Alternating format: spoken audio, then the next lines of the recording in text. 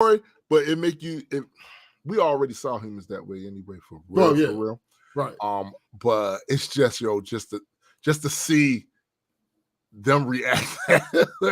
they was looking at all of them on, and they even said the reason they didn't use telepathy, which they could have used, right? Because they got them powers over there too, is because they said because it's such a violation of privacy.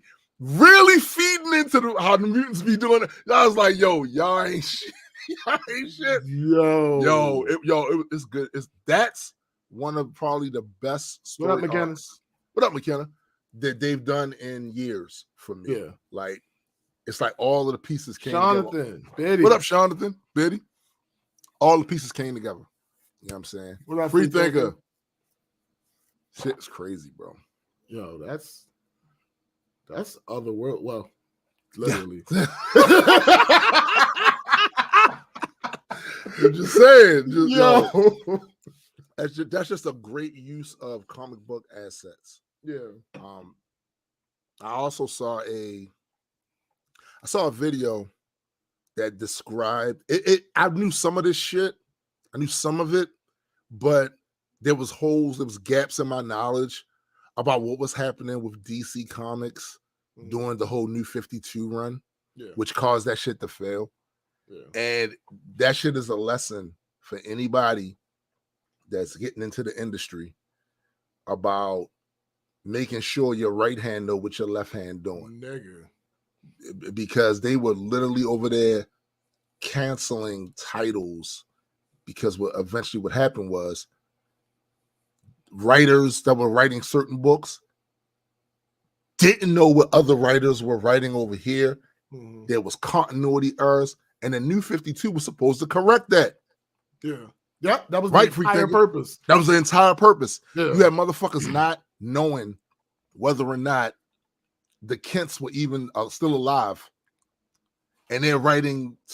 This shit was crazy, and that's why a lot of that shit failed spectacularly too, right? Mm-hmm. And then in other cases, they would build up these characters, like the one chick Pandora, and I remember that they built Pandora up like she was almost imagine a multiversal version of Coulson. Mm. Yeah, she was. That's kind of how they was building her up, and then all of a sudden they just murdered her after all that. Like they gave her nothing. They gave her nothing. They murdered her in favor of Dr. Manhattan. Hey, here, die. Yeah, here, die. The whole and then when they had Dr. Manhattan kill her and kill so many other people. Again, their attempt to prune the continuity issues, and then they even fucked that up because they had us waiting. I remember reading issues and going, all right, let's see what happens next month. It's not out. Next month, it's not out. Now, here's the thing. Give it a beans. Give it a beans. If you are, if you are a big company, you have resources and writers to be able to keep, and artists to keep that schedule going.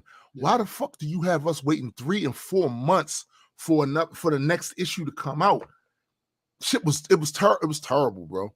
And free thing, exactly. The writing was all over the place. Yeah, like oh shit, let me get water. Yeah, you're gonna need that. The writing was all over the place. And like I said, the video was probably about 17, 20 minutes long, something like that. But it's definitely a teachable moment as I looked at that. Because, I take all of that stuff and put it in the context of Majestic Comics. Sometimes lessons you learn is not about things that you learn how to do. It's about things you learn not to do. And that was a big one right there. Now, we don't have a lot of writers in Majestic Comic right now at this moment because we're still a fledgling company. But there will come a day where we'll have multiple writers on multiple titles. And seeing the way they did that, as a matter of fact, what I'm going to suggest to my partners is we do like Kevin Feige. So every year, Kevin Feige snatches all the writers, producers that's involved in all these projects coming up, and they go to that little getaway log cabin type shit. Little retreat. They go to the retreat and they compile the story continuity and and where things are supposed to go. Now, there'll never be perfection in any of that. There'll always be something that's gonna fuck up. But the fact that they knew to do that, to at least so that if there's any mistakes, they're not so egregious that they can't be fixed or whatever, right?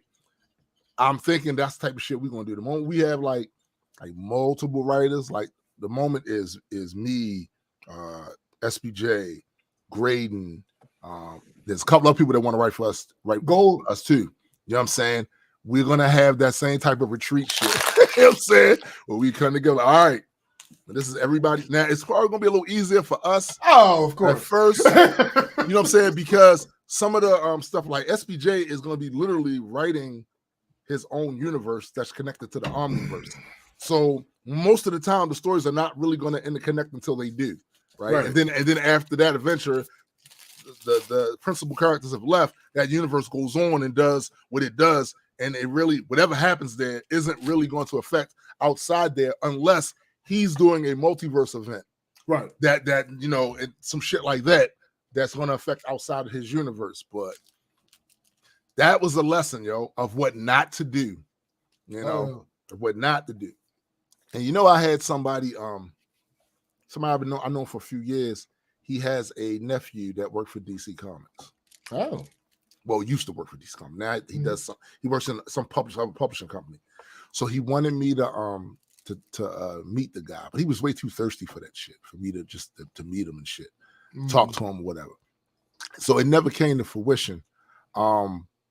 Because I was busy with other shit, and he's no longer working for DC. So, and even if he was, I'm gonna keep it real with you.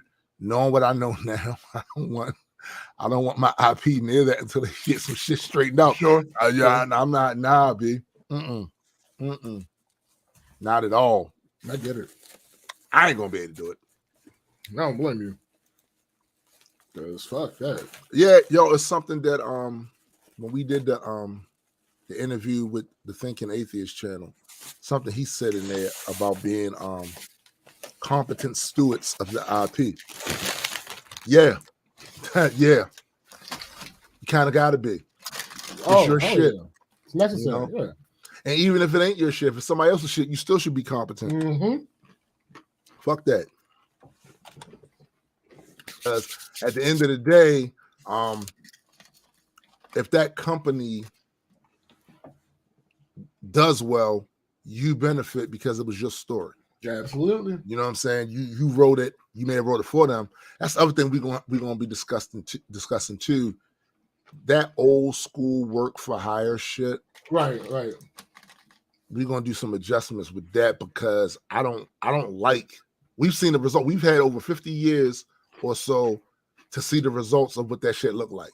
The fighting and all that shit. The greats arguing with each other and we've already seen that example play out in history with that. So for us to even try to even go in that direction is dumb.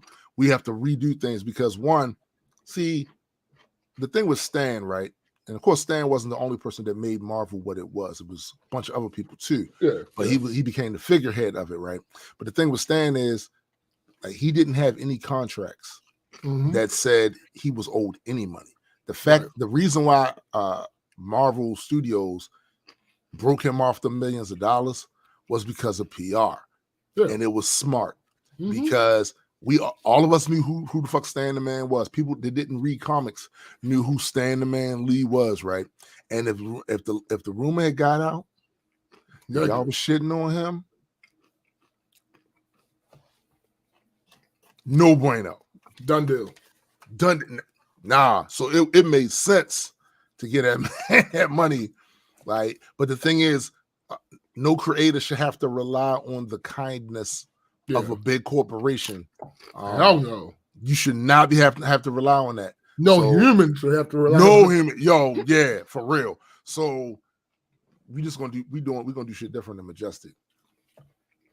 I want for the writers and people that create shit under here to always be able to have a percentage of that shit from anywhere. If it's not just the books and all of that, but I'm talking movies, animated merchandise, they should always be able to get a portion of that, and they should have the option to also leave that to their estate when they pass. Like, because when I see the family members of former writers who I didn't looked up to or artists I looked up to having to go to court and get shitted on like that, I don't be liking that. Nah, man. I don't be liking it. There's I a don't be move. liking it. Yeah, this shit fucking sucks. It fucking sucks. So hold on, we at 11:07, so we can do the intro. Let's get that out the way right now. Wait a minute, something ain't right.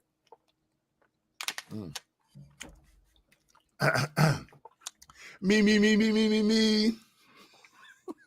Do, re, mi, fa. Okay, got it.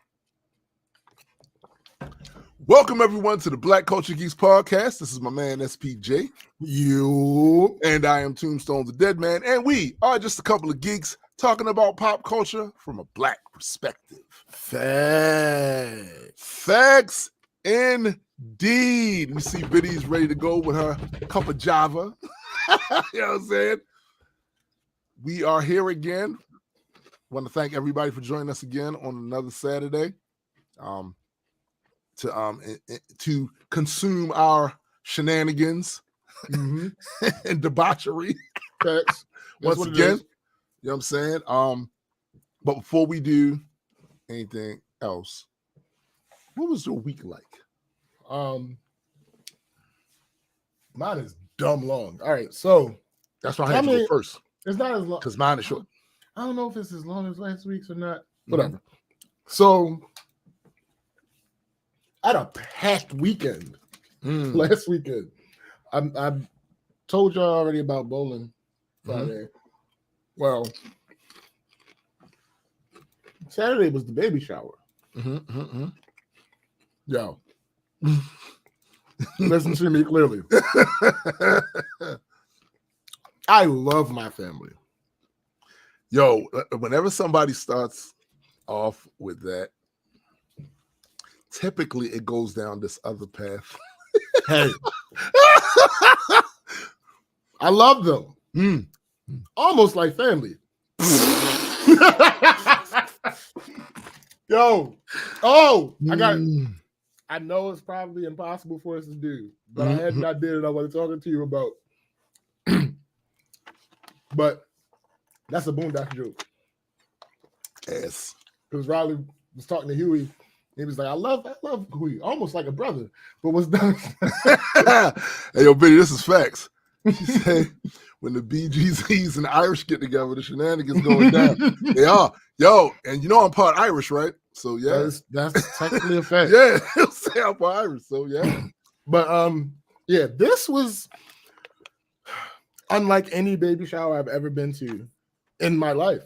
As a matter of fact, scratch that. I talked to Aaron about it Thursday, and we agreed that wasn't a baby shower. Like, it wasn't a baby shower. So, first of all, it was supposed to be from 3 to 6. My mom hit me up at like 3:10, right, asking what I was doing. I told her I was getting ready. At that time, she was there. There was like 3 of my cousins there setting up. Let me say it again. The baby shower was supposed to be from 3 to 6. 3 people setting up. Huh? At 3:10, there were 3 of my cousins there setting up. Yo, that is a wild bar. Nigga, it is. So I didn't get there till like 4:15 or so. There was still setting up going on. That's crazy. I don't know how many baby showers you guys have been to. I've been to one. For my kid. Right. But again, this was not a baby shower. Right. It was supposed to be. It was advertised as such. Like there wasn't a beginning. Like it never started. Damn. Literally no structure. Like no games, no nothing. Like it was literally a bunch of people sitting around talking and eating while music was playing. Right. Literally, like I got there. First of all, it was at this Jewish temple. Interesting. Very, because none of us are Jewish. Yeah. Like, nobody on my side of the family, nobody on Aaron's fiance's family. Right. None of us. Apparently, somebody they knows, cousins, uncles, fathers, had some in with the person who owned it, whatever. Right. So that was one thing. Then I walked in there, like I said, they still setting up. My mother had to go to work. She was trying to like be in the, like she was hoping that it had started. Right. She was going to spend an hour there and then dip off. But she like, I'm about to leave. I'm like, I understand. You gotta go to work. Literally, like I said, there was no beginning. It never started. Nothing had, like, there was nobody talking on a microphone or nothing. Like, the only thing, no, I can't even. Like we in there, people sitting around talking. At some point, somebody brought the food in, and then like 10, 15 minutes later, people was like the kids, and that's one tradition that I find really interesting. And I'm gonna bring it back up when I talk about Thursday. But okay, the whole women and children serving plates thing, I find that really interesting. But anyway, so that happened. Children serving plates, okay. And then like again, niggas was just sitting around talking and listening to music and eating food. Like there was nothing happened, and it's like, y'all spent a lot of money to do nothing. Yeah. Well, I don't know how much money they spent exactly, but nigga, like this seems wholly unnecessary.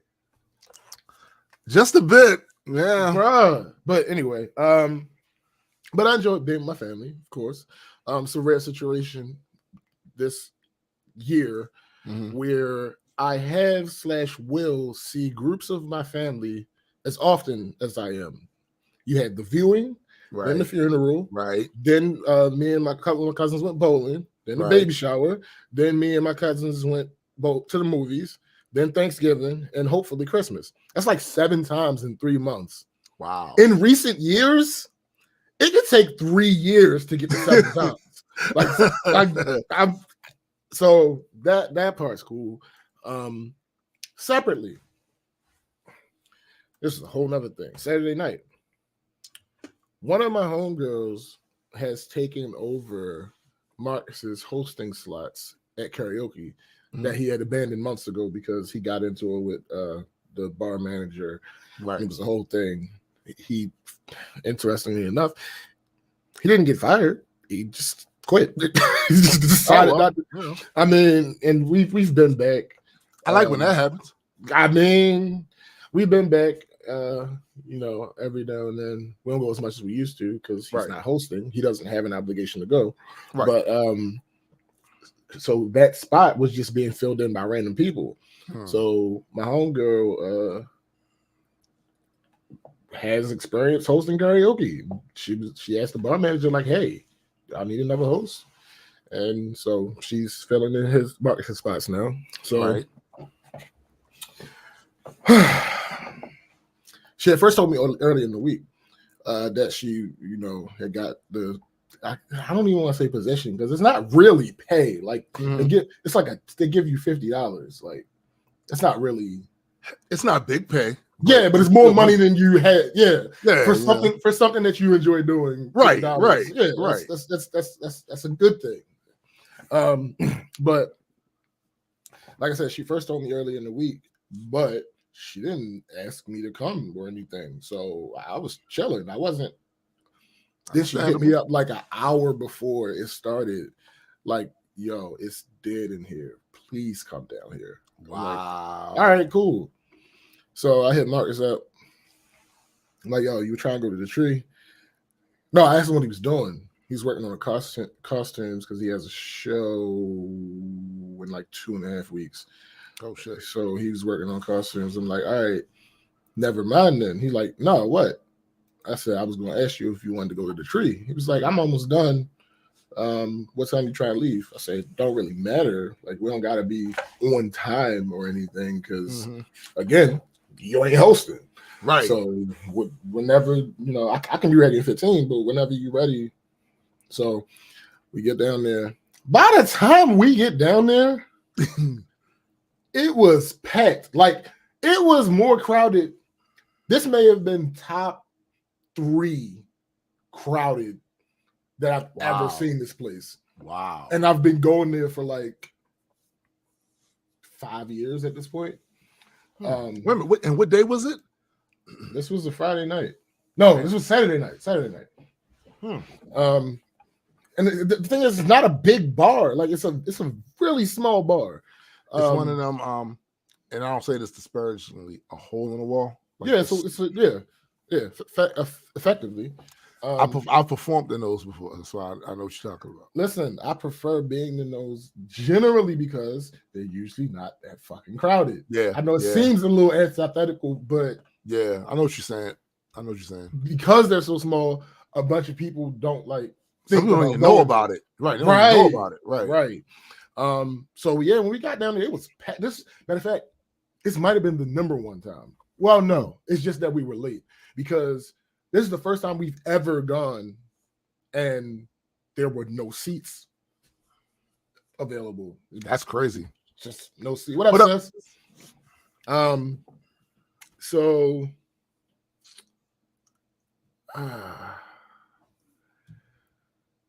We get there. It was cool for the most part until this one douchebag came in. It's always one. It's always one. It's ridiculous. So he's a regular. He usually gets on the mic, and it's one thing not to be a good singer because most people don't give a fuck. They're here to have fun. Right. This fucker will literally get on the mic and scream, though. I'm talking about like hardcore metal screaming, but he's not doing metal songs. So it doesn't. Yeah. Like not every time. Why don't he just do like rap, like Onyx? They yelled like do some of that shit. Oh yeah, God, do that. I promise you. Damn if it. I ever saw him get up there and attempt to do any black music. Oh damn. There might be some furniture move. But anyway, let me get to that. So like I said, like hardcore metal singing, but not on metal songs. Yeah. So like not every time, but often. Right. And he's entitled as fuck. Like he'll come in and then like go straight to the host and be like, all right, this is the song I want to sing. Put it in for me and like let me go next. Wow. And I'm like, and he always gets turned down, of course. Right. But that's even worse. The fact that it never happens and he keeps trying it. But anyway, he kind of reminds me of like the intelligentsia from She-Hulk. I'm so like he kind of reminds me of that kind of vibe. What up, Cindy? The lack of intelligentsia, bruh. Except for this one key difference, he's actually married somehow. That's weird. No, it ain't. Nah, now to sit back and think about it. No, it's not. It's not weird. It's not weird because we know for a fact there are plenty of men that are married that hate women. That's a fact. So we're not doing that. That's not. So Marissa said a line jumper. so at some point he's talking to my homegirl, trying to get her to put a song in again because that's what he does. And she wouldn't do it because there's an entire system. And Cindy had to go on YouTube. Yeah, there's an entire system for how you put a song in. This isn't like some hosts will be nice and do it, Mhm. but this ain't like that's supposed to be last resort. Number like there's a site that you can go to and you put your songs in on the site on your phone. Right. It's very simple, very convenient. But some people are old, you know, Right. and it's hard to figure it out, you know. Some people are just dumb as fuck. And then you have the people like him who are just super entitled and just want you to do it because they don't want to do it. Right. To the point where, like I said, he's trying to get her to put his song in. She refuses. Right. So he gets his wife to do it. What? And the only reason I know that he got his wife to do it Mm-hmm. is because when his song came up, Thank you, sweetie. it said her name. It didn't say his name. Oh. So he got his wife to do it. But anyway. Okay. All right. Which isn't terrible because I mean that's his wife, so whatever. Yeah. You know, whatever they Whatever. do. Yeah. But like I said, this entire system and my homegirl wasn't having it. So when, like I said, when his turn comes around, Mhm. this is when the shenanigans actually start. Because my homegirl remembered, it wasn't that long ago. My homegirl remembered that he came up and tried to get her to put a song in. Right. And then when she looks on the screen and it's not his name, Right. she like, are you? I don't want to say her name, but she was like, are you this person? And he was like, yeah, that's me. I'm like, oh, all right. So for some context, before I say what I'm about to say, when COVID hit, obviously the bar got closed down. Of course. When restrictions started to loosen up, You COVID monkeys breathing on yeah, everybody. thanks. When the restrictions started loosening up, a new standard was introduced that we got disposable mic covers. Mm-hmm. And whenever someone came up to sing, they had to use one. Right. As a long-running joke, we call them condoms. Right. Wog wog. Right. Y'all ass. So, Y'all ass. so this fucker, for some unknown, nonsensical reason, has always been vehemently against using them. Really? Right. Now, the vast majority of the time, when I went, it was usually Marcus's night to host. Right. Bless his heart. Marcus is a pushover. Marcus is absolutely a pushover. It just is what it is. He's working on it. Right. Because he's come to realize that it's not really It's not advantageous conducive for him. Yeah. But it is what it is. So he would go back and forth with the idiot for a little bit. Mm-hmm. But of course, Marcus would always relent. And he would just wipe the mic off with a cleaning wipe after he got the mic back from dude. So dude comes up to sing. And he and my homegirl are now getting into it about the condom thing. Right. Eventually, he put the cover on the mic.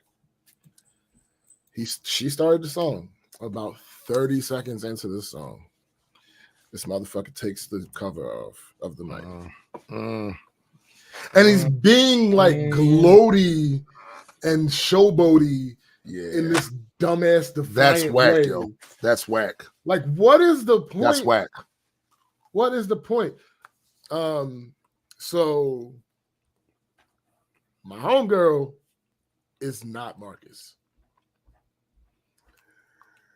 She stopped the song and ran him the fuck down in front of everybody.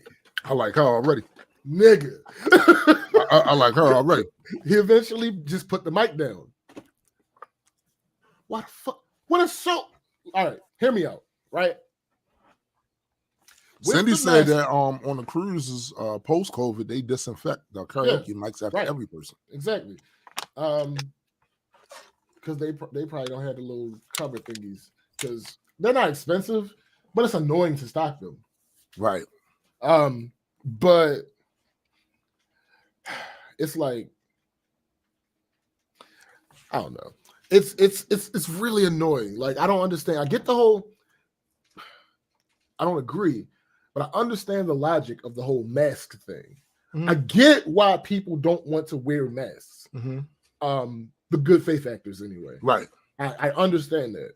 And I understand from that point, of course, you get extreme people. Yes. I get that.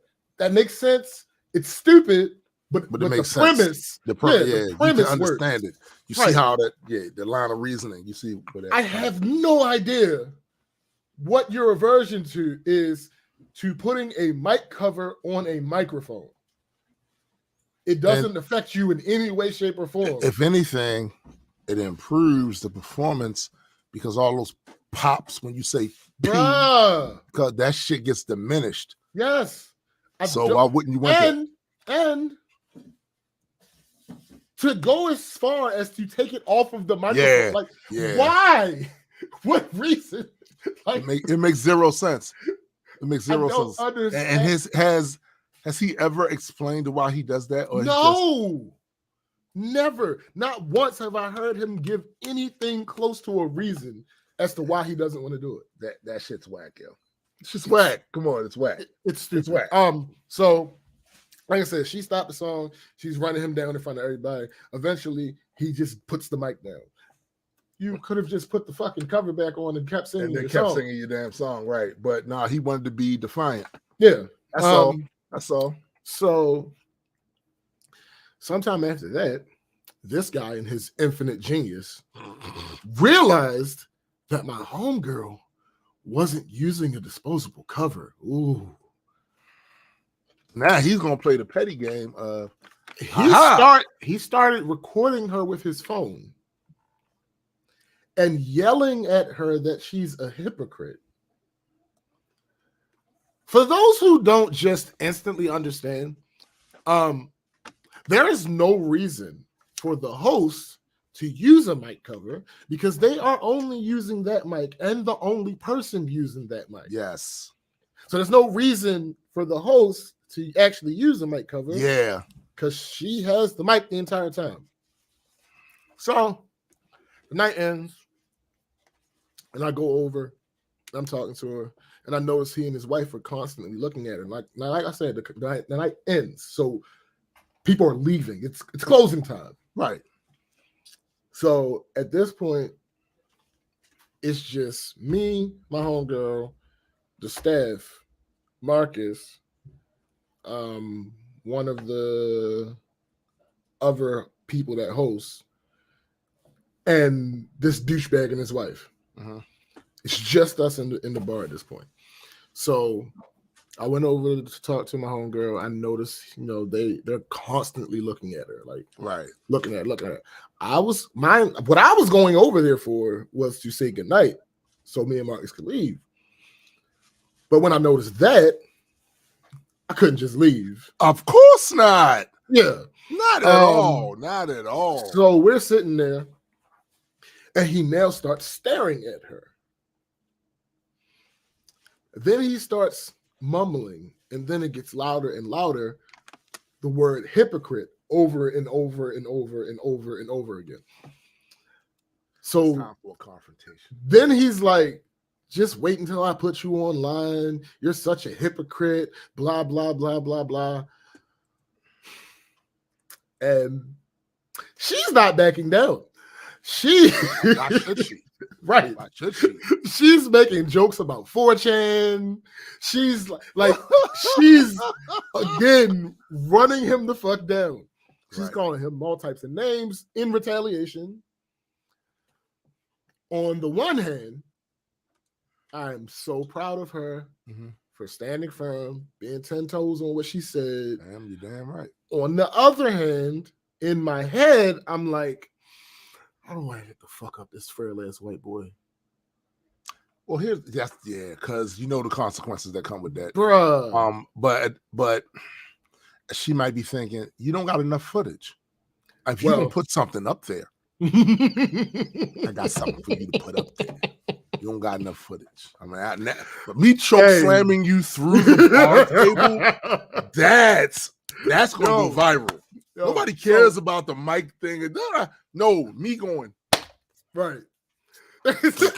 Like that is something that people want to see. Fuck out of Facts, here. Cindy.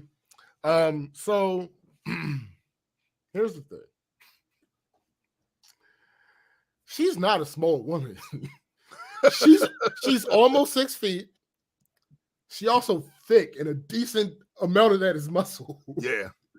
I legitimately believe She gonna put hands fuck on him up. Yeah. She gonna put hands on that motherfucker. In a one-on-one. Yeah. I got my money on her. Yeah. But his wife was there too. So it wouldn't have been a one-on. Well, not only was I not gonna let maybe. him hit her, she would have had to absolutely incapacitate him for me to have let her fight him one-on-one. Right. But I definitely wasn't gonna let them bank her. Nah, that's not a thing. So not a thing. Now the wife gets involved with the fussing, the back and forth. She's like, where did you even come from? I've never seen you before, blah, blah, blah, blah, blah. Mind you, questioning me about shit. Mind you, this is where I met my homegirl. So she's always there. She's been there at least a dozen times. Yeah. As a matter of fact, the husband and wife have been there when she was there at least 3 times. And whenever my homegirl's there, she sings at least 3-4 times. Right. I digress. So my homegirl's temper is flaring at this point. I'm next to her. I'm next to her, alternating between rubbing her back and grabbing her shirt in an effort to try to keep her from jumping all over these motherfuckers. Yeah. To this point, my homegirl, she was standing up the entire time. The guy was also always standing up, but they weren't like in each other's face or anything like that. There's space between them. The wife is sitting between where the two of them are. And at first, I was sitting behind my homegirl. But when the fussing started, I scooted my seat up a little bit. Like, sorry, what's going on here? Right. So I'm sitting next to her at this point. Then finally, the wife stands up. When that happened, I looked at one of the bartenders. I'm like, yo. And she promptly went over there, put them the fuck out. Yeah. That was pretty much it. That was probably best for all involved. That's what I was just because here's the thing. It wasn't just me and my homegirl. Yeah. Marcus was there. Yeah. My homegirl had friends there. It was not going to end well. That shit was not going to end well. It was not going to end well. And again, yes, the very primal part of me, as soon as I heard the story, was like, whoop their ass. Fuck them. Whoop their ass. But the other side of that is, after the ass whooping, there's consequences. There's police involvement. There's motherfuckers having to take time off from work to go to court. There's a lot of shit. Motherfuckers spending the night in the hoosgown. You said this was on a Saturday? Yeah. So you're not getting, you know how it is. You ain't getting out till Monday. You're not getting out till Monday. You know how it is. You know what I'm saying? Yeah. You're not getting out till Monday. So it's just, and by the time all of that takes place, you're going to be wondering if the satisfaction of punching them in their fucking face was even worth it. Right. You know, all of the hassle that comes with it, paying restitution, all of that. Because, it's like, you can't eat just one. Yeah. It ain't gonna be just one blah. No. Bing, bing, bing, ain't bing, no bing, way. bing, bing. Like, listen, so. I don't know if the human beings existed to be able. No, that's not true. Bless his heart, Marcus wouldn't have been able to stop me. Yeah. The bartender and my homegirl's friend, they probably would have been able to stop. But my homegirl's friend might not have wanted to stop me. Exactly.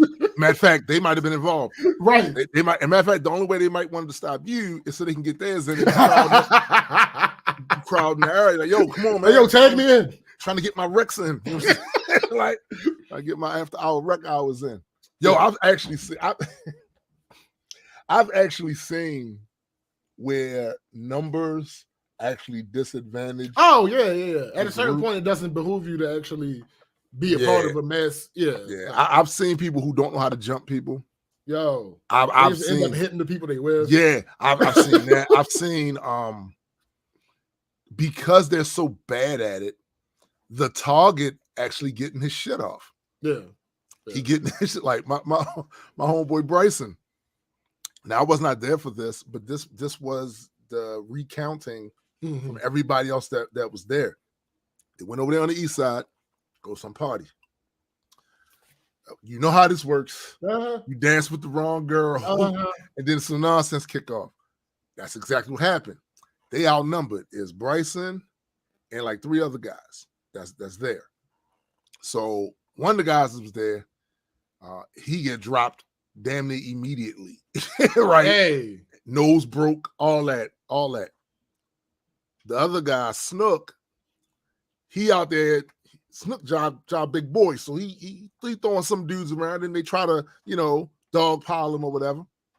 But he said, Bryson, he said, yo, I ain't never seen nothing like this in my life. He said, one is a bunch of dudes out here, and they all try to get their shit in on the big guy. Who Bryson big as shit, and he's a target because he's big. But they couldn't let. He said, yo, they could not get their hands on him. And every time one would get close, bop, they go down. Bop, they go down. He danced around. And he said, and the thing that was the craziest about it, the entire time Bryson had the biggest, most joyous smile on his face, yo. That's funny. Yo, sometimes them numbers don't really help you. No, it's not beneficial. Nah. So we hung around for like 20 minutes or so after that. Partially to make sure this motherfucker was really gone.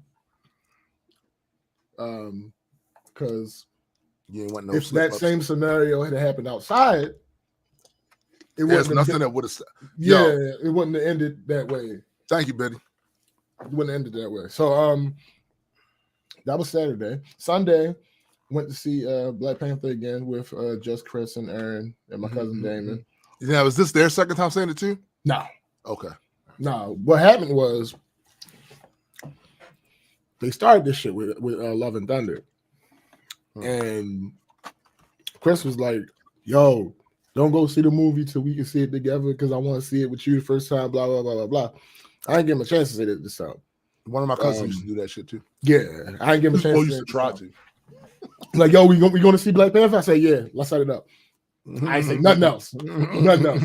So I make sure I was able to go when the fuck I wanted to go. Facts. Because it was no problem for me seeing it, twice because I like the movie. Yeah. The work week itself was kind of a blur. Like it was a short week. That's actually good though. Yeah, short week. No, we didn't work Thursday. We got off early Wednesday. We got off early Friday. I went over to my mom's house Wednesday. Did some cooking for the Thanksgiving thingy. Thursday, we had Thanksgiving at my cousin's house. Had a ball. It's always amazing to get up with the fam, especially the younger generation. They are fucking hilarious. It's just funny all the shit they don't know just because they're young. And they think. You know what's funny about that though? When you were their age, somebody your age couldn't have told you. No, it's the same thing. Same thing. Same exact thing. Sure. I told this story on here, I think a couple weeks ago about my mother. She asked me if I knew exactly what time I was born. And I told her, no, not really. The witching hour. Shut up. I told her, no, not really. But I do remember something about 8 o'clock. I don't know if it was AM or PM. But I remember telling her, she told me happy birthday one year. And I was like, it's not my birthday yet. So she was like, she was like, it was in the AM. I said, yeah, that makes sense because I was such a fucking know-it-all. Yeah. Yeah, it tracks that I was wrong as fuck. You know the thing about that is I was more early as shit in the morning too. Yeah. And so was my daughter. Word. So like I said, these kids are freaking hilarious. Aaron's children. So one of them The youngest And he one. said she was born early as shit in the morning too. Hey, get up and go. The get up and go crew. So my Aaron's youngest, his current youngest, because his fiance's pregnant. That's why we had a baby shower. Yeah, it's kind of implied. Yeah. But yeah, his current youngest is the one that's named after me. Mm-hmm. So the one that's older than him was messing with me, and he like, "What's your name?" And I'm like, "What's your name?" And he said, "AJ." I said, "Okay." Styles? No, nigga. Oh, yeah. And the one that's named after me was in front of me, and I was like, "All right, so what's his name?" He's like, Yo, Ezra. McKenna's ass, y'all. Mom's definitely not early to anything now. So I was like, "What's his name?" He's like, "Ezra." I said, "Okay, what's his full name?" Ezra James Davis. All right, what's my name? Oh shit. Huh? I said, "What's my name?" He said, "I don't know." So I went through it again. What's his name? Ezra. No, his full name, Ezra James Davis. I said, "So what's my name?" So the oldest son was like, "His name is James Davis." AJ, in all his infinite wisdom, still didn't put two and two together. And still ain't put two and two together. So like that was fun. Also, Ezra, for some reason, wanted to fight the entire time we were there. Really? Like we just kept fighting. Like I would hold him up by his ankles and tickle him and shit. Mm-hmm. And then when I got tired of holding this human up by his ankles, I would put him on my knee and like pin him down. And he like, all right, I quit. Does he like, though? Sure. Right. I'm like, "You sure?" "Yeah." "All right." I let him go. 5 seconds. Hit me in my stomach. "Yo, what are you doing?" Like I'm trying not to hurt you, but I'm also trying not to pull rank because we are playing. Right. But see, the issue is it's the oldest trick in the book. It's indeed the trick that I used to pull on my uncles as well. They were clearly bigger, older, meaner. Yo, and at that time, I'm probably 10, 11, something like that. And they would come over. These are my stepdad's brothers. They would come over to paint something at the house, all of that. I would start some shit. Or maybe they would start some shit. But see, when you start, I'm a kid that ate a bunch of candy, and drank a bunch of those little hugs, grape hugs and shit. So I got all this sugar energy, right? So once you start it, it's up, right? So it's one of the things where they're gonna put hands on you, right? They're gonna put hands on you. It's gonna overwhelm you, and in your little child's mind, you're thinking to yourself, if I could just get them above me, I'm gonna get them when they're not looking, right? All right, I quit. I don't really quit, and that's what that kid was. Yeah, that's exactly what it was. I really quit. This happened like 7 times. Yeah. And it's like, I know he's not done, but what am I gonna do? Like, So seriously, eventually, his mother got tired of them jumping around and shit, so she had made them sit down. So he's sitting next to me, and he just won't stay seated. I'm like, yo, what is wrong with you? What must I go through like, to why show you shit is real? You know what I'm saying? I'm like, yo, why won't you sit down? I said, "What, you bored?" He said, "Yes, I'm bored." I said, "All right." You just gave him an excuse. Right. So he got up again. I'm like, "Ezra, sit down." So he comes and sits back down. "But I'm bored." I'm like, "God damn it." But I'm bored. All right, okay, I get they won't, that. right, Ogma, they won't go down. Right? They won't go down. You have to put them down. Yes, and I was You have trying not to do that. I was trying my best not to do that. Put him down. Yeah, because here's the thing. And my mother was sitting across from me, and we both had this same fucking existential question that we were trying to figure out. For some reason, all of my little siblings, well, little cousins, have always liked getting beat up by me. Yeah, that's the thing. It's the thing. And she's like, I don't get it. Yo, my oldest nephew, he was like that growing up. Like literally start some shit and be on some bullshit, knowing he can't win. And then when you decide you tired of one play and you walk away, you go, come back here and beat me up. Yeah, talking to you, Roderick. Talking to you. Talking to you. Decaeus. That's what Decaeus is based on. Based on Roderick. Yeah, we talking about you. It's like, yo, this is gold. Like you can't make this shit up. So did you eventually put him down? No, because that's the other part. So with the ones that are older now, his father and their generation, this is how I'm looking at it. Right. I could treat that differently because I was always around them. I'm not always around these ones. Right. So it's kind of like the grandparent versus the mother thing. Like, I'm gonna let you get away with shit. Yes. That your parents not gonna let. It's just that simple. Yeah, it's just what it is. Yeah. Like, I don't see you that often, so I don't want. Like, I want your memories of me to be as the fun cousin. Okay, so here's the thing. For all of you older cousins, uncles, and even aunts, because I clearly, well, especially this does not just apply to the male members of the family. Right. Because I watch my sister take my cousin Gerard down on several occasions. Erica Taylor was the perfect weapon. That's funny.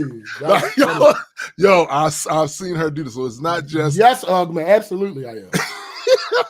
Yo, what you have to do is you're going to be tempted to do an overwhelming attack that's it. Yeah. Nah, you work on one body part. That's funny. No, I did that actually. I actually did do that. Work on one body. It was his left arm. That's it. Yeah. Work on one body part. And then eventually he did stop fighting me. Yeah. But he was still all over the fucking place. That's not your problem. No, he was still jumping on me. Oh, it was just clear that his intention wasn't to fight me. Right. He was just a ball of energy. Yeah. Like, he's just doing shit because kids just do shit. You know, right here is the carotid artery. If you do this, yo, you know what's funny? You get that no, listen. They are too smart for their own good. I originally started with that, but I wasn't actually, actually doing it. Right. Every time I got close, you're choking me. I'm like, yo, I'm not choking you. I can't breathe. Right. I'm like, yo. Bro, that's it. Hey, yo, but that's it. It's the Cobra Clutch, bro. It's the Cobra Clutch. Yeah. Shout out to Sergeant Slaughter. Like, yeah. So the only issue is that stereotypical black people thing. Dinner didn't start until 7:30. What? Nigga, we ate like at 5. I know. And we probably would have ate sooner than that, but my ass tried to preempt the stuff feeling by taking a walk. Right. So I was the last one to come back to the house, right? And then that's when, yeah. Nigga. I'm like, yo.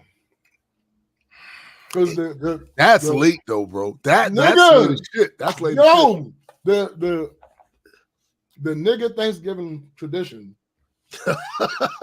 is to not eat a bunch before Thanksgiving dinner. Yeah, I didn't abide by any of that. Of course, you don't. But all I had that day was like a Nutri-Grain bar. Damn. Shit, what else did I eat? I had a Nutri-Grain bar. I had water, of course. Mm-hmm. And I had one more thing that was a snack. I can't even remember what the fuck it was. Because, again, Thanksgiving. Yeah. I also even waited till like 3:30, 4 o'clock to go so that it wouldn't be that long waiting for the food. Right. Nah. Like she lived about 33rd and Greenmount. The city said she had a couple of donuts from Dunkin' Donuts before dinner. I should have done that. That's what you should have did. I should have done that. That's what you should have did. Or some donut holes. I mean, something. She lived about 33rd and Greenmount. We went Greenmount? Yeah. So I was over on the east. Yeah. Me, Chris, and Aaron went all the way out Towson. Hold up. Fun fact for those that have never been to Baltimore. Greenmount Avenue. That's some shit going down. That's where Tupac lived too. Yeah. He lived in the 3900 block of Greenmount Avenue. And you're right.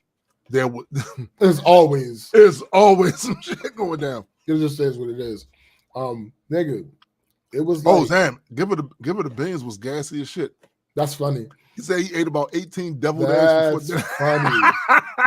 Funny. We went it was like 5:30. Me, Chris, and Aaron went all the way out Towson to pick up Aaron's oldest. Right.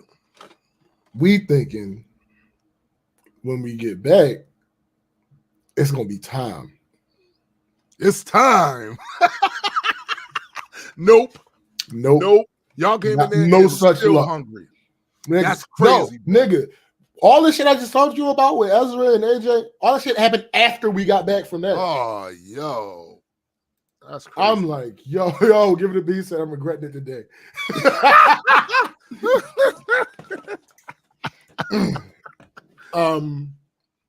You know, of course, all the food was good, but I had to leave earlier than I would have liked because I had to fucking work in the morning.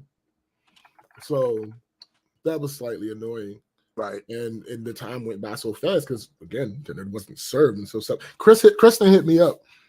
Like, how was Thanksgiving? I said, nigga, was. Nigga, plates are literally just being served. Food on these plates. I am literally just getting stuff on my plate right now. Matter of fact, no, I didn't even have. When she hit me up, because my mother made a buffalo chicken dip. Oh shit! When she hit me up, I had literally just sat down with my plate of chips and dip. Damn it! So I you hadn't hadn't get food. Whoa! So you was still in the introductory nigga appetizer stage. That's crazy. I'm talking about somehow it was Thanksgiving. Yo, fuck you. Yo, I'll give it a bean. Say his wife. That's funny and terrible at the same damn time. Yo, that's hilarious. So yeah, that happened. Like I said, you and me both, bro. Like I don't be playing that shit, bruh. Listen, I ain't gonna hold you. There were several times where I considered going to somebody's store. The issue with that was I would have had to drive because it's Thanksgiving. Yeah, and nowhere in the really close area was open. Yeah, so it just was what it was. And again, like I said, 7:30.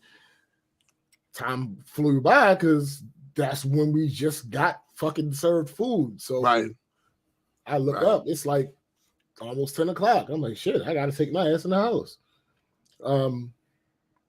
So that was good. Yesterday, we were supposed to do karaoke.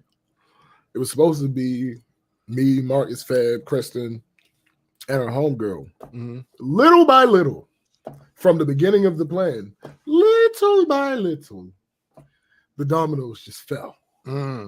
So it ended up just being me and Kristen left because Marcus went out of town for Thanksgiving. Fab had to work last night. Right. Fab had to work early this morning. That sucks. So he couldn't go. That sucks. And Kristen's homegirl had something come up with her kids. Nothing bad. So no Friendsgiving? I mean, I saw a lot of Friendsgiving shit. So. Yeah, I saw a lot of that shit too. Here's the thing about that. I don't want to cook. Not that I don't want to cook at all. You would have been the one. Exactly. I don't want to cook a whole Thanksgiving day. Like, I ain't gonna hold you. When we go to Atlanta, I'm going to cook at least a couple times. Right. But I don't mind that. That's like, but 1 year we'll do it, but this wasn't the year. Right. This absolutely was not the year. So me and Kristen just ended up going to Dave & Buster's. That was cool. Yeah, she actually had something to do this morning too. That's also a good idea, McKenna, having it after actually Thanksgiving. She had something early to do today as well, but she was just going to take one for the team if everybody was going. So it kind of worked out a little bit for her because we wasn't out as late as we normally would have been if we would have went to karaoke. So that was cool. That was really it. And also thinking about this damn trip. Yeah. Realizing that it's only like 2.5 weeks away. It's 2.5 weeks away. I was like, yo, because I had Kristen up like last week. I was like, yo, time is flying. Yo, it's like, only going to get worse. I know. She's like, what you talking about? I said, yo, the trip is in 3 weeks. She's like, oh shit. I said, yeah. She's like, I'm not ready. I said, well, you got 3 weeks, but yeah, get ready because you've already spent your money. So facts.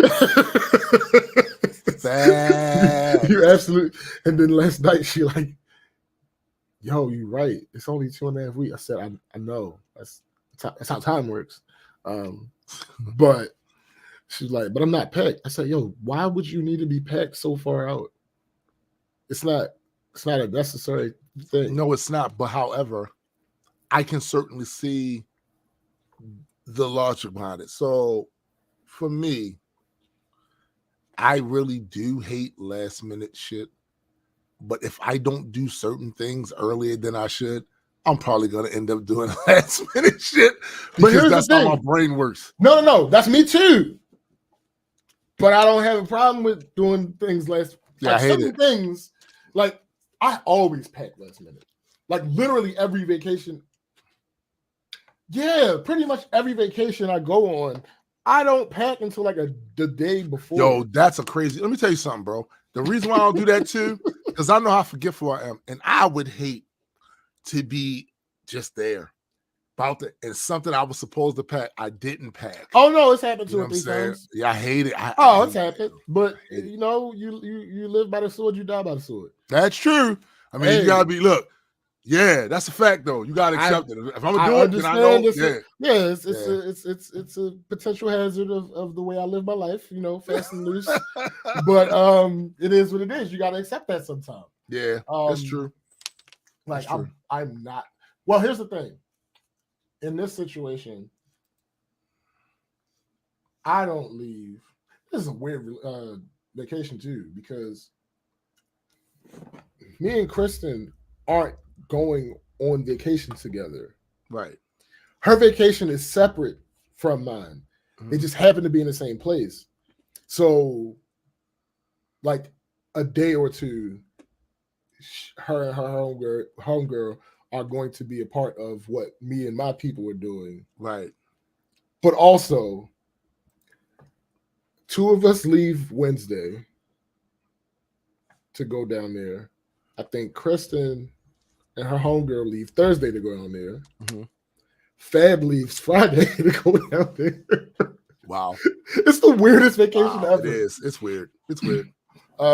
So, but it should be fun. Again, I have my leave till Wednesday. I'm off that whole week, so I'll probably not be packing last minute this time just because I'm off. Right. So that won't really be an issue. But I also feel like if I pack too early, I'm gonna forget something too. Which is why that makes sense. I never packed early. Like I think 2-3 days is reasonable. I don't never do it, but I think that's reasonable. Damn it! I'll never do it, but I think that's reasonable. I think that's reasonable. But yeah, that was my week. Wow. Yeah, that's pretty much my week. I mean, as weeks go, not really, really bad. You know what I'm saying? No, not at all. I mean, outside of almost having to break that frail ass little white boy's face. Yeah. But outside of that, yeah. That's not too bad. Yeah. So my week, of course, was pretty regular. I spend most of my week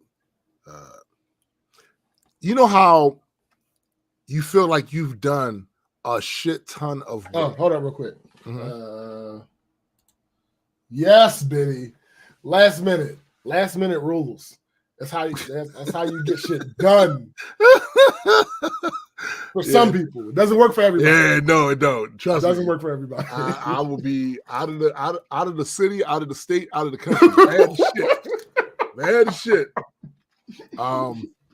But yeah, like I was saying, like I spent most of my week. You know how you think you've accomplished a great deal of the tasks that you had in mind to do, and then when you realize you've really only scratched the surface of what you need to do, that's where I am a lot of the times with the comic book.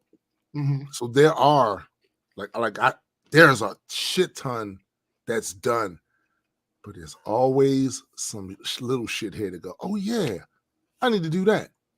Oh yeah, I need to create this. I need to do, you know what I'm saying? So my week was roughly spent with that, particularly since the stuff I do for the independent contract stuff. Yeah. They gave me like 2 days off. Something about they didn't need any more of the data for those 2 days or whatever. So I had basically 2 free days to create. And the funny thing about it, my relationship with video games has changed so drastically, really since about 2012. So, because that's when I really started noticing it. The more I got consumed with just creative stuff, the less time I afforded myself for video games.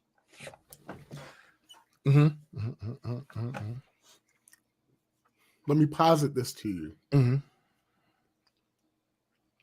You were never a gamer. Hear me out. What were you doing when you were playing those SmackDown games?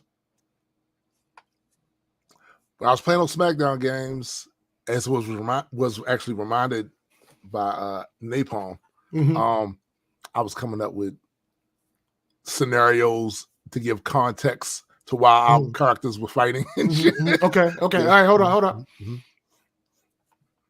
What were you doing when you were heavy in the Star Citizen? Emergent gameplay, basically meaning we would come up pretty much with the stuff we're going to do in there because there's no campaign in there. Okay. You're a fan of Skyrim, right? Big fan. Oh, okay. Marvel's Avengers. Yeah. Interesting. And when Star Citizen dropped the ball, No Man's Sky. Yeah, absolutely. So I posit that video games was just another creative outlet for you. You know what? That's entirely true because the games I like the most have a campaign.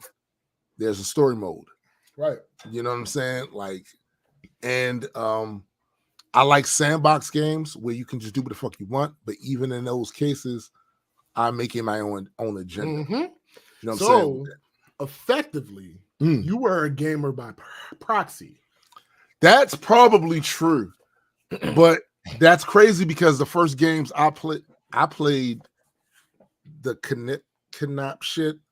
That old ass game with the line here and the line there and the little cursor in between, and they hit that shit like table tennis or some shit. I played that. Yeah. My stepdad had that back in the day. And that had no story. Sure. But I noticed when the game Adventure came out, that's one of my favorite games. My favorite games, right? Because I had a story and shit, right? So there may be a lot of validity to what you're saying there. And right, like I said, right around 2012, I mean, I've been rapping since I was 13. Yeah. But right around 2012, when I was getting a second wind with it, because it was new. It was a new segment of people that was listening to my stuff. So I was getting a second one with it. That seemed to me to be more important that I focus in on that, because the accomplishments in the video game aren't real accomplishments. Correct. They literally don't push anything in your life forward except for the experience itself. Yeah, the little dopamine. The little dopamine. And that sort of thing. I'm not saying that's not important. It is important. Oh, absolutely. I was getting that dopamine from writing a song that turned out the way I wanted it to turn out. Yep. You know what I'm saying? And I find that I'm the same way now. I will literally rev myself up early in the week. I think I'm gonna play WWE's 2K, whatever. I'm gonna play that. And that'll be on my mind early part of the day. But I got this to do, I got that to do. And after I'm done that, I'm gonna go play the game. And what winds up happening inevitably is that I never get to play the game. And then by the time I think I have this window to play it, I don't want to play it. Right. I don't want to play it. And then if I manage to get all the way through all of that and play it, I don't play it for long. I might play 3 or 4 matches between some, and then I don't do it. Effectively, there was a void that video games helped fill. Yeah. But then you eventually got other things that helped fill that void. That's as what well. it is. That's what and it is. Other considerations made those other things more important than the video games. Yeah. And the funny thing about it is, I had a conversation yesterday with an old friend of mine, CJ. Shout out to CJ. And I hadn't talked to him for a little while. It was his birthday. I called him on his birthday. And we were actually talking about that exact same thing, about what we tend to focus on and why. Now, he just bought a PS5. And he bought the bundle that came with the new Ragnarok game, which I do want to play. But I'm not rushing to it. I'm not running to it. Back in the day, I'd have ran to that shit. It was like, I haven't really been rushing to it.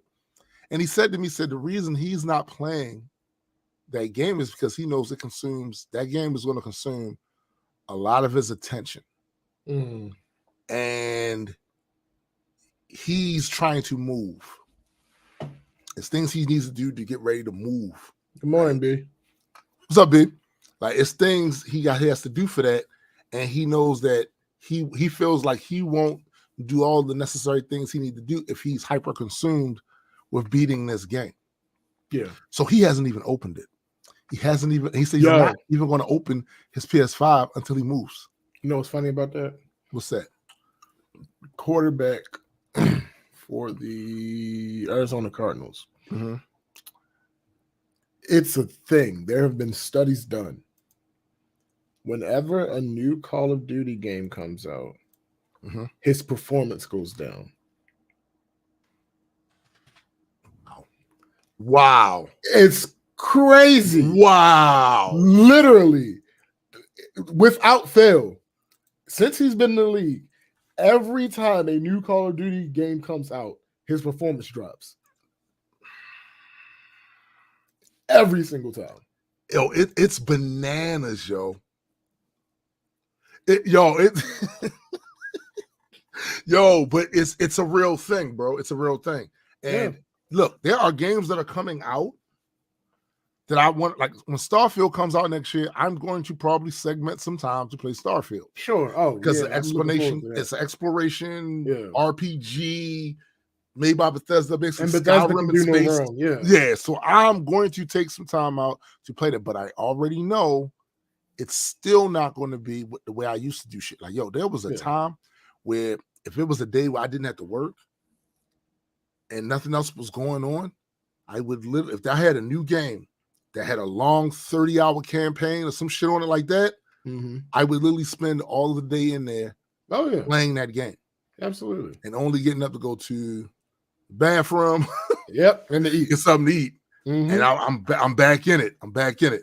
Special Space says, I don't play any games in ages. I think I OD'd on gaming when I was younger and never recovered. Used to play Counter-Strike like it was my job. My Xbox 360 was 99.9% YouTube and never got any newer systems. Damn. Yo, that's how it was with me before I started gaming on the PC. Like my Xbox One was what I used to watch YouTube, what I used to listen to Spotify. That's how it got until I started playing games on my computer. Yo, I am almost exclusively a PC gamer now. Yeah. I never thought that day would happen, but I'm almost exclusive that now, because there are exclusives that aren't on PC just yet, that I do want to play. That will probably be the extent of my console gaming. Yeah. But now that also now that Sony has decided to release more games on the PC, like I don't literally all the shit that I like, which is also was part of the conversation me and CJ was having about they're not going out like that. Now it was his birthday, and I asked him, "Yo, so what you gonna do today?" Man, I'm gonna stay my ass right in the house. Hey, I said, "Yo, I feel you." I said, basically his reasoning was the same as mine. Yo, all the things that I like is in here. I literally have surrounded myself with all the things that I like here, and it ain't nothing out there. It ain't nothing out there. Hey, and I told him the older you get, the more you'll see that's true of shit. Like he says, yeah, especially with you, you know, you got your wife, your kids, you got your anything you want to do some music, that's in there. If you want to work on your story, that's in there. Like you want to do some the only thing that would be different if I felt like doing some photography shit, I need to get out. I need to get out of the house to do that. But for the most part, yeah. Now I do, of course, want to travel more. Right? Sure. Yeah. But I don't think that's the same as just hanging out. No, absolutely not. It's not whoa. It depends. It depends. It's a parabola. I realized that shit this year. Right. Because I went on way too many fucking vacations. I think we went away. Nigga, listen to me clearly. Again, parabola. It is not linear. It got to a point where I was like, yo, this is dope. Right. But like we just spent a lot of money comparatively. Yeah. For what the fuck we're doing. Like, yeah. We could just be home adjacent. Right. Doing these same or similar or very similar things. Right. Don't get me wrong, I'm not jaded on it yet. I'm still nigga, I got a trip in two of course. But I just came to the realization like, yo, I was wilding this year. There's absolutely no nigga. There's absolutely no reason I should have had so many fucking vacations. Yes, it was. In this 1 year. Let me tell you something. If you think you were wilding this year, oh God, just wait to the bags. That's different though. No. They're gonna be asking you, "Yo, you ever coming home? What the fuck?" You know what I'm saying? You ever coming back? Thanks. What's going on? Thanks. Okay. You know what I mean? Like, just wait. I'm telling you now, come hell high water. I don't care if it's a miraculous lottery winning. I don't care if Marvel go, yo, Majestic, the shit we buy all the motherfuckers. We're gonna be out. Yo, out Mike of here. is a savage. He needs to be stopped. He said, "Gamer by proxy, better than Munchausen by proxy." yes, Mike. That is in fact true. That is in fact true. Oh my god! So right now he says he's playing 7 Days to Die, sandbox zombie survival. Give it the beans. Yeah. He said he's waiting for that Hogwarts game. I actually watched my son and my daughter salivating over a video of that shit last week. So I know that's gonna be a big thing for all the people that's into as much as I wanted to be into Harry Potter. I did. Because on paper, it's everything that you think I would like. I've watched all the movies. I don't get it. I have not watched a single movie. I don't get it. Absolutely no desire to watch just, any of it. I don't get it. I don't get it. And I'm good. Good. Sure. Like that's the thing. But see, for me, the reason why I wanted to like it. So my family fancies taking vacations down in Florida, typically to Universal. Right. Such a big part of that park now is focused on the Harry Potter experience, right?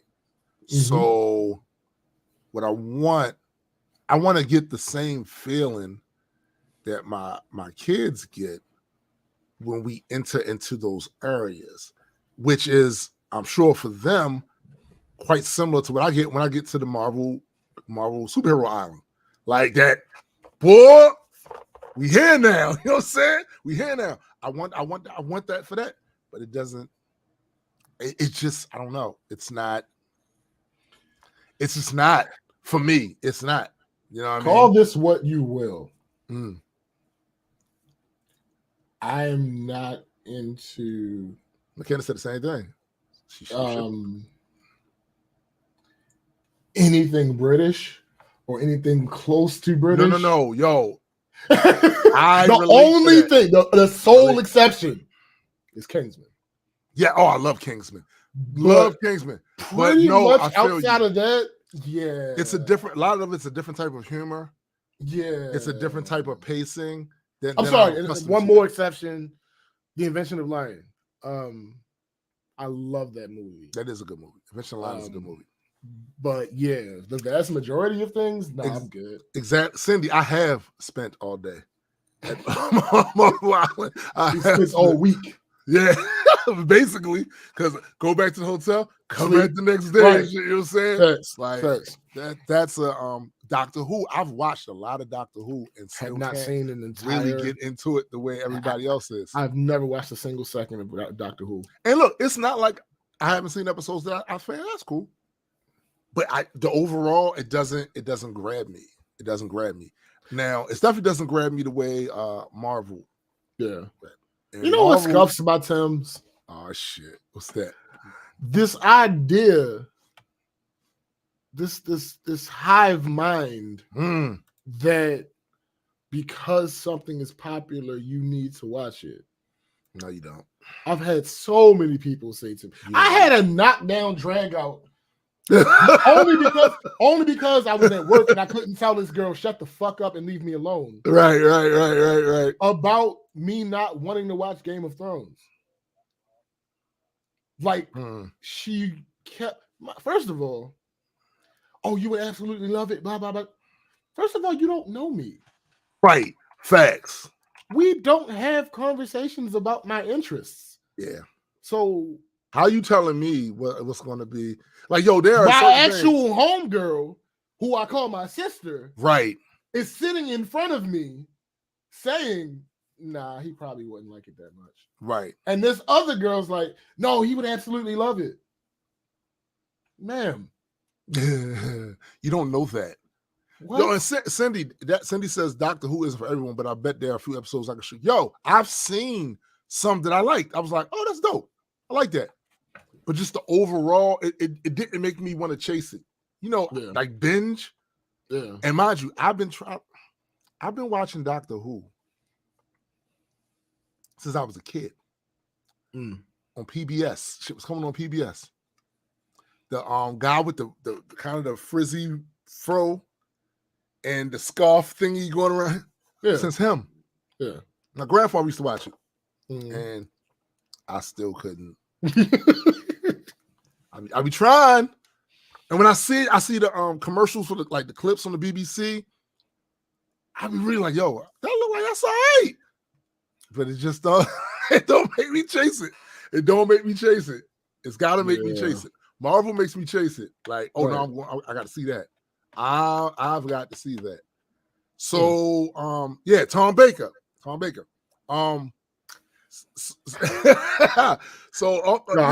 y'all might as well be speaking fucking Sanskrit. Funny, no Klingon. Oh, Kapla. Because again, I don't. Yo, so Thanksgiving, of course. You know, I am not really a big Thanksgiving dude. I'm not. I don't think I ever have been. Even when Thanksgiving dude. Even when I was a kid, because it's a holiday about food. So clearly, we understand it. But but for me, I didn't see much in it other than that. Right. That's all it is. Right. What do you mean? And all I was just trying to get the Christmas. As a kid, I was that kid. Like, no, absolutely. I get that. You know what I'm saying? Like, I don't care about this. It's almost like Thanksgiving has no need for it. Yeah. We're gonna eat Thanksgiving is just every night. Well, no, not just food, but like that type of situation. Yes. It still happens at Christmas. Yo, so you still get the big dinner. Bruh, so Thanksgiving is just a less good version of Christmas. Right. We don't get the gifts. So and then and on top of that, and y'all gonna have to excuse me. Wait. No, hold on. I gotta read this because I saw. Kenneth says how I felt about The Office, or especially Breaking Bad. Couldn't stand The Office. People thought I had to love Breaking Bad because she was biochem, right? But that's like comparing Grey's Anatomy to actual surgery. All right, listen to me clearly. That's true. Listen to me clearly. That's true. I am of the opinion that Breaking Bad is the best TV show. Oh, by far, I love Breaking Bad. That's but like she said, but it's not a situation, right? It's not a situation because there's not actually that much biochemistry in the fucking.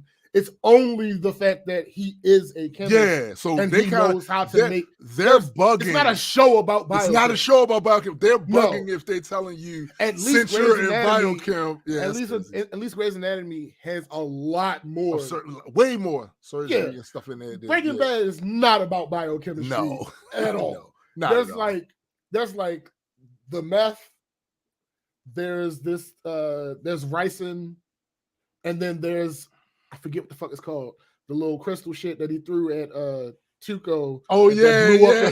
There's those three things. Yeah. There's really not much else. And especially after he figured out the formula for the meth. Yeah. You don't really get into that. The whole cooking. It's not you don't get details about the cooking anymore because he's perfected the recipe. Exactly. So no, not the same. Whoever said that to you was bugging. They were bugging. They were bugging. As much as I love Breaking Bad, absolutely not. They were bugging. They were bugging. But like I said, Thanksgiving's never really been that big of a. And then on top of that, there are times I'm expected to go gallivanting around town to different people's homes, and I don't be liking that. I don't be liking that. When you say different people's homes, what do you mean? Family, like but I mean like several homes in the day. Either that, or we'll have to be. It's more than just me staying at my house and eating the dinner. Sure, I have to go, and then other family members have to come with you. So now I love my family, but I don't like crowds, and I don't like. I don't like that whole. Well, it's too many. Yeah, so I mentioned how I love being around my family, but I be turned off. Yeah, like for me, like sure the kids always surround me. Yes, but I love kids, so I don't really have that. It's not really an issue when the kids are surrounding me. But at least when there's gifts, don't do it. When there's gifts, like I can kind of I'm with that. You know what I'm saying? Right. Because at this point, look, Christmas is cultural. It's cultural. Oh, absolutely. You know what I'm saying? So without question, like I like the feel of it. I like how it make people whatever. I also recognize it's one of the most depressing times of the year for a lot of people because it was that for me when my grandmother passed. But this Thanksgiving, of course, was pretty regular. I sat and watched. I did a lot of work as far as towards the comic book and shit like that. And I got to watch my son and my wife play what was that? Oblivion, the game Oblivion. Yeah, that's the one before Skyrim. The one before Skyrim. I got to watch them play that, and just to see them, they love that. They love that shit. That's their shit right there. They don't get to play it often, but Malik just got it again. So they were playing it, and that was dope. One of the things I wanted to show y'all though. So we finished eating dinner. You know, we got like 5 cats in here. We got 5 cats in here. And you would have expected that them cats would haul ass upstairs at the merest whiff of food, cooked food, or whatever. But surprisingly, they really didn't up until when we was basically all done. And what happens? Of course, the youngest, the assest, the baby. She's so ass.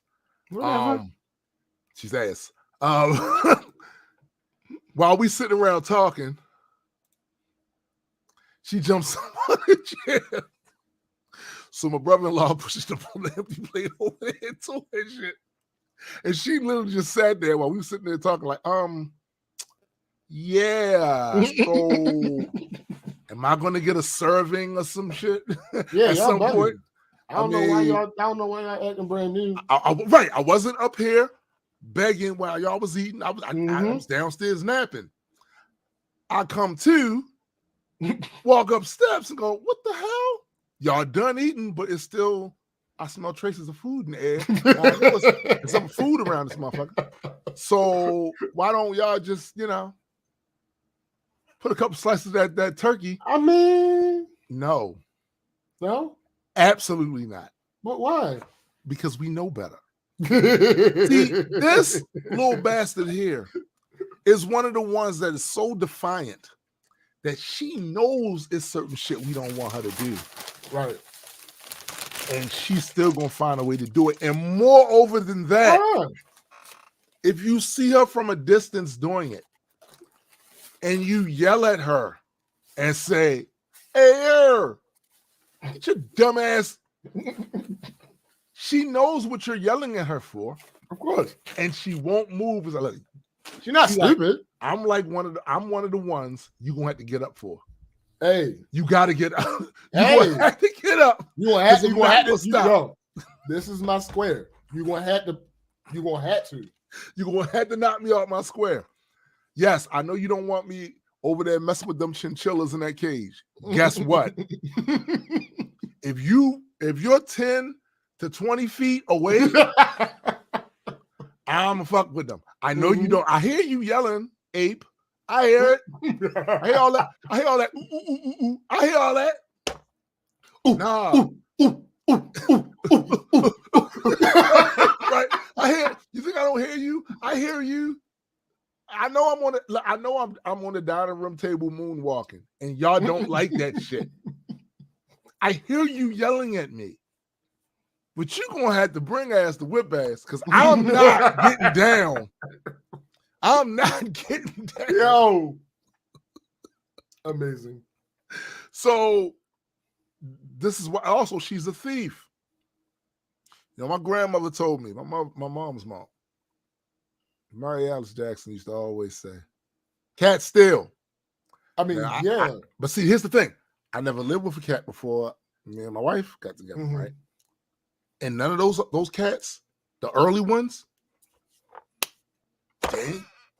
if they did steal, they was on some Remy LeBeau shit. That's because they were so good. By the time you got there. Possibly, but I was also there for some of the new ones when they was kittens. And then I was here for Zora. I was here for JB. Of course, T'Challa. Yeah. Like I was here. Shaka. I was here for these cats when they was kittens, right? They ain't ever do that. This one, nigga. This one right here, the Thieves Guild. I'm talking, bro. I'm talking. Yo, you just called her a kajit. Yo, she is, yo. She's a kajit. He's a good. Yo, listen. All she's missing is a Cajun accent, a bow staff, and a long overcoat, and some playing cards and shit. You don't want that. But see, that's the thing. She's already a thief. If we start feeding him food, on that's it. There's nothing that's safe. I'm talking. She will go. I can foresee her going in the kitchen, jumping on the countertop, like that type of shit. We not doing that here. Right. We don't do that here. Nah. So she better be satisfied with the occasional soft food and the kibble that she got in that bowl. That's gonna be her life. Sure. And maybe a couple of times we'll get her high with some catnip or some shit. Like that's it.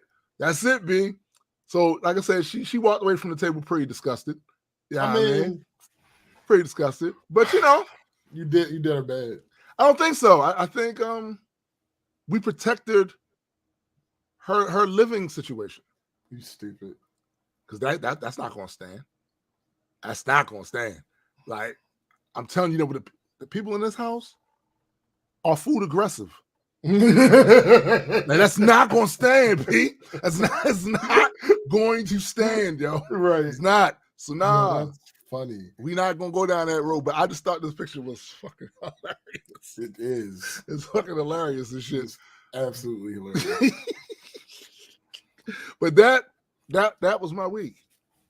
Okay. So I have nothing.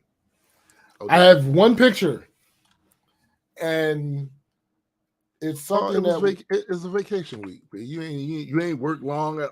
All week long, and nothing happened. Nothing got done. Especially yesterday, nigga. Yesterday, nobody was doing any work. Like, everybody was like, "Yo, why are we here?" Yeah. Like every from vice presidents to fucking the maintenance team. Wow. Everybody, yo, why are we here? There's no reason for us to actually be here. Nothing is happening. The phones aren't ringing. Nobody's coming in because it's the day after Thanksgiving. Who really? Oh, one thing I forgot about. Music. So I'm putting out the first single on my birthday. So I've already uploaded it to the up down to the distro. Yes. I've already uploaded that. So as a consequence of that, I'm gonna have to start putting out more tiki-taki stuff. Yes, you are. And that's why I did that thing that I showed you. So it's bittersweet. I mean, sure. Because I don't dislike doing it, but it's more work than I prefer. Right. I'd rather not, because it's one thing, like, it's easy to just record music, but I also have to record myself. And then match it up with the audio, the whole sync. Now, the tactic that I use, the tactic that I use is, so with DaVinci Resolve, I can see the waveform. Right. Here's the thing that helps. I don't have an issue with singing. It's just the act of doing it. Oh, damn. Also, that video I showed you, that was done. That was all done in Studio One. Oh, nice. Yeah, Studio One lets you kind of edit video now. That's dope as fuck. So yeah, the only reason I'm going to actually, I might not even ever have to put it in DaVinci. To be honest with you, I don't know if they let you do more than one video track though.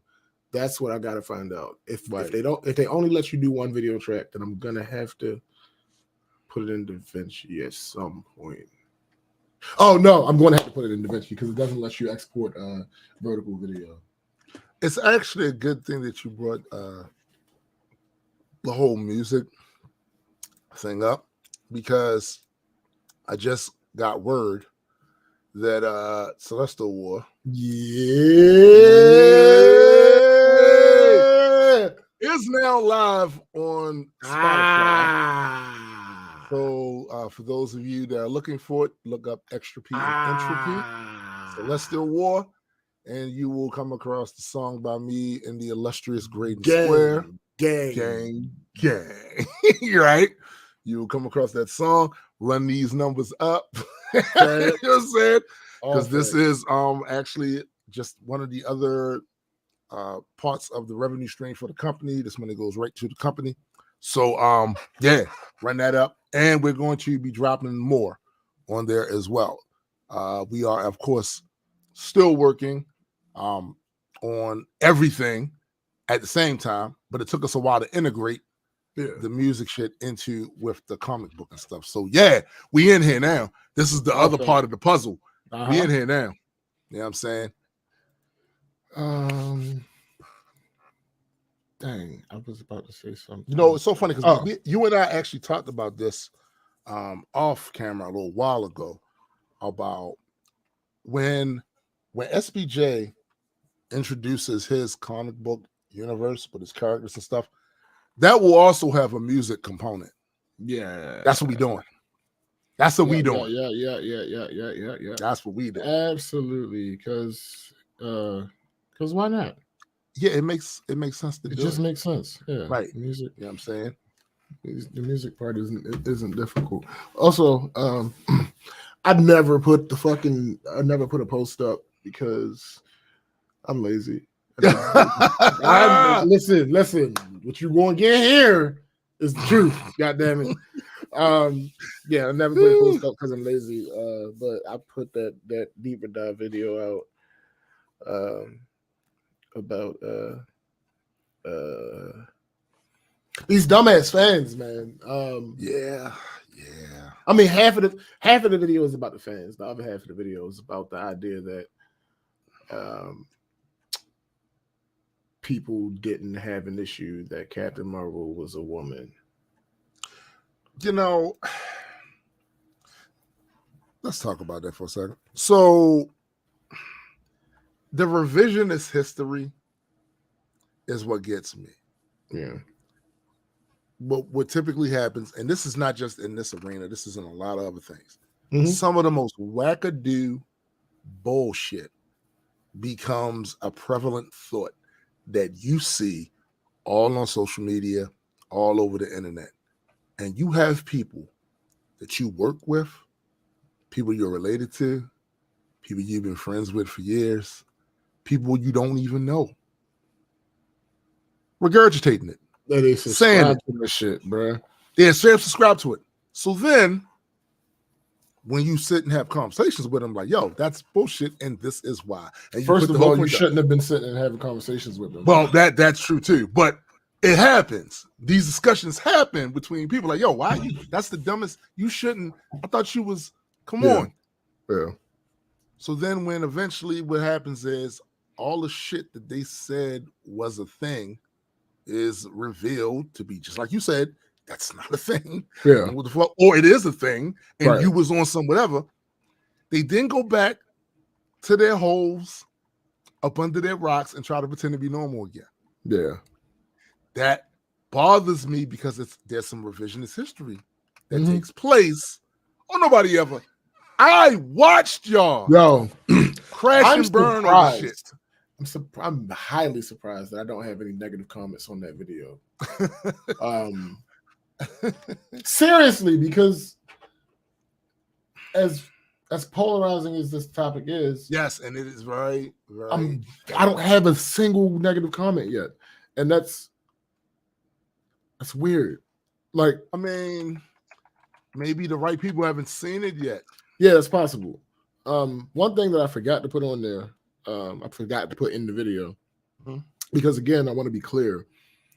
The Captain Marvel part of the video is not from a bad faith actor. The person who made this claim legitimately believes this claim to be true.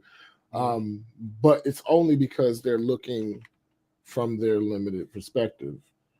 And he says it in his video, like through these 3,400 comments, I looked and I did not see a single person upset that Captain Marvel was a woman.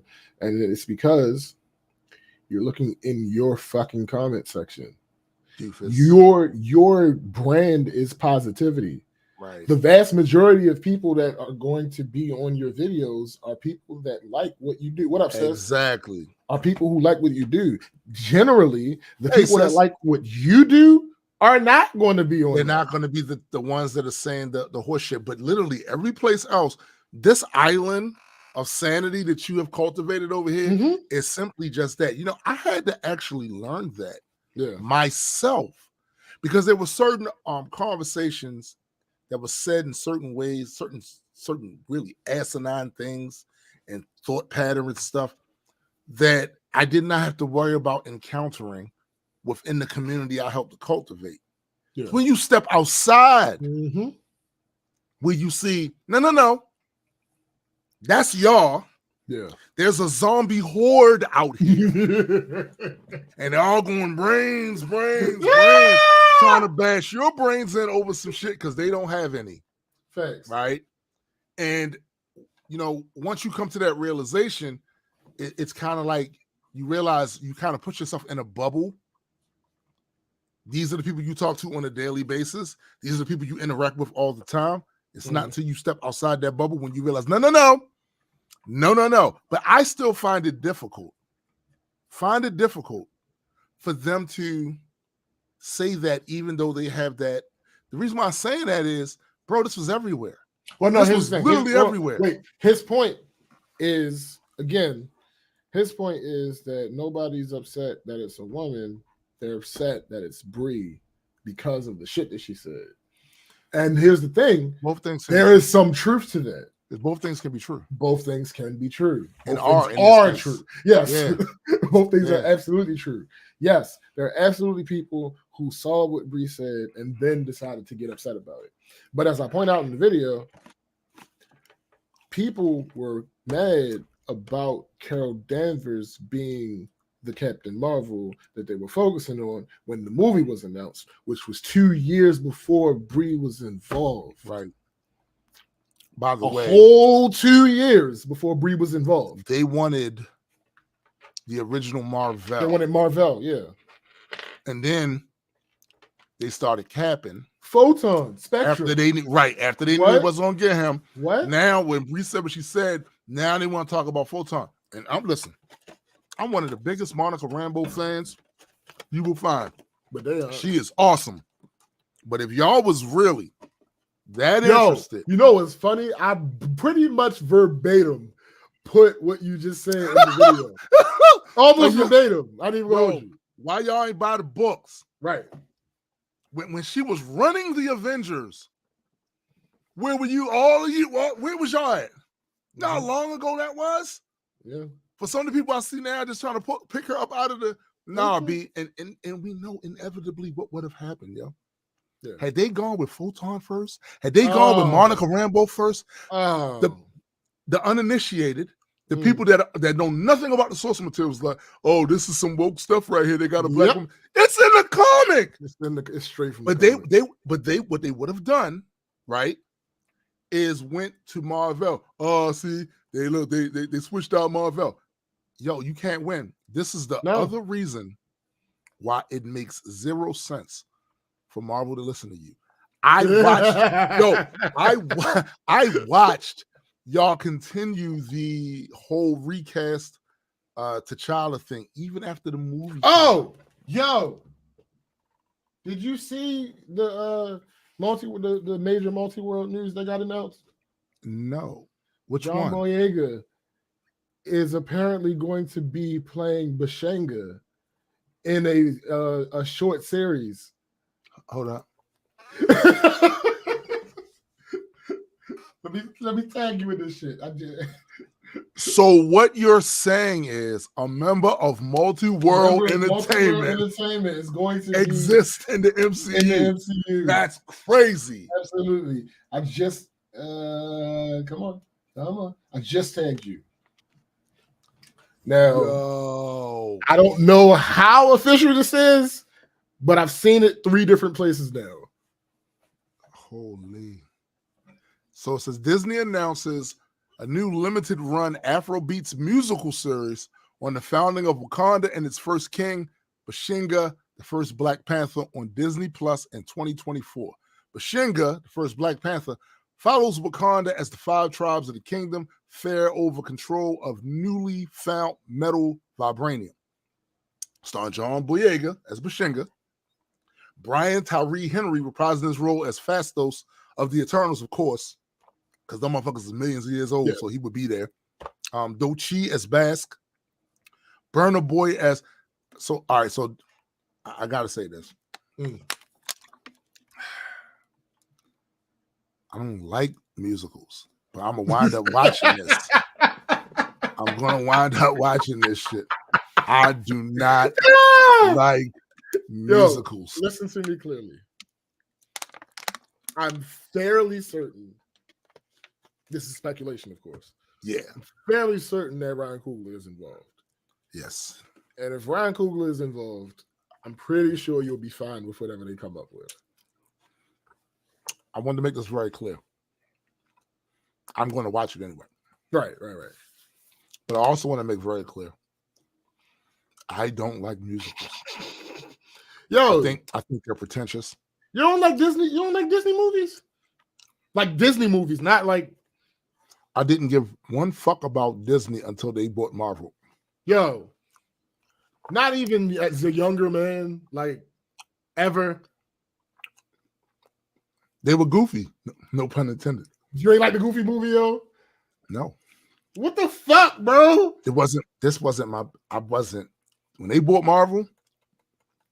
Oh, let me put a little asterisk on that. I love the park, even though I wasn't into the. I loved the park, right? It wasn't until, to be clear, it wasn't until they bought Marvel Studios that I didn't give fuck all about Disney, except for maybe they had certain movies, but they weren't musicals. Escape from Witch Mountain. That's Disney. Yeah, I like that series back in the day, right? But I don't like musicals. You ain't like Lion King, yo? I did like Lion King. It's a musical. I understand that, but that's an anomaly. That's a one of one. It's not. No.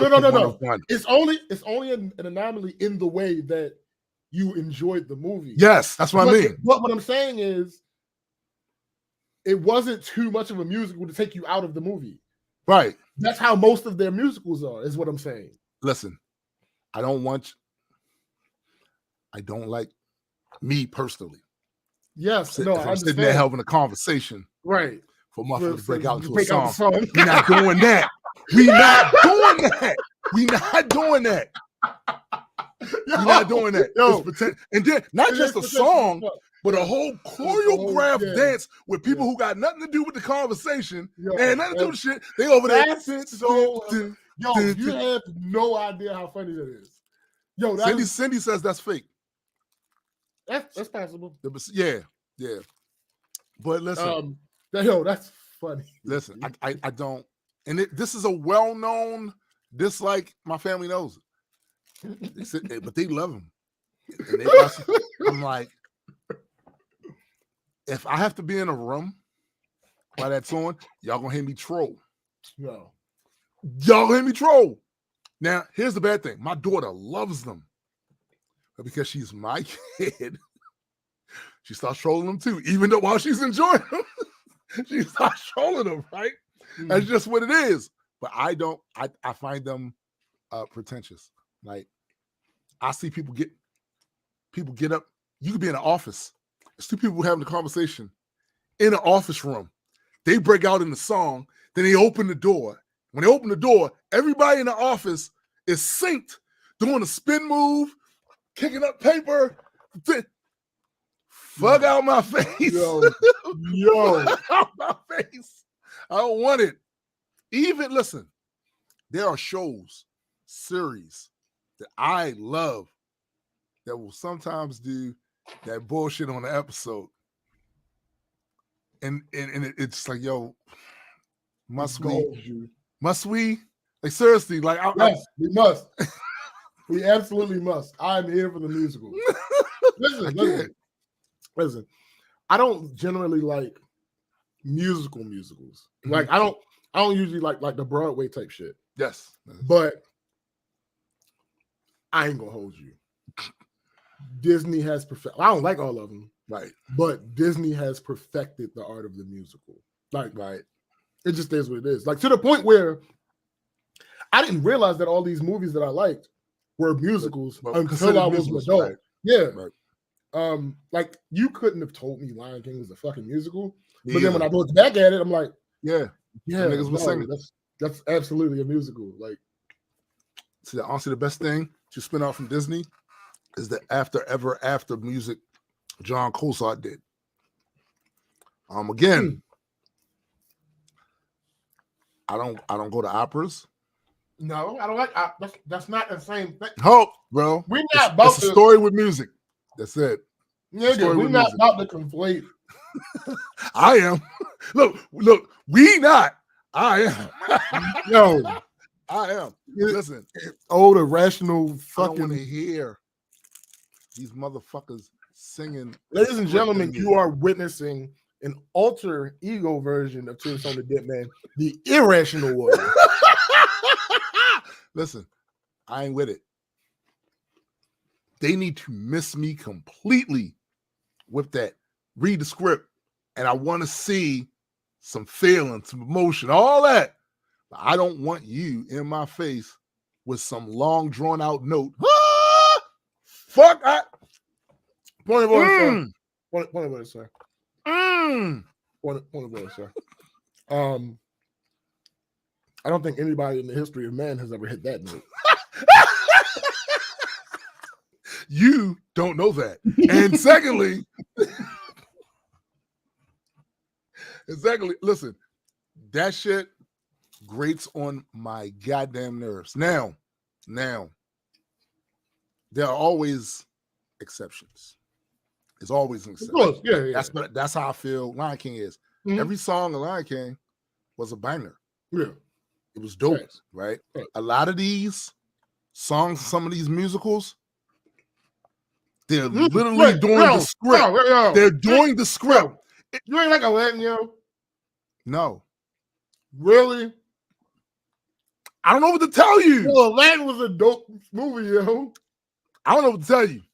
All I can tell you is when they're singing the script, it makes me mad. If these are like songs, but when they're literally singing the script, okay, the toilet overflooded. And now they're singing about bro, I can't.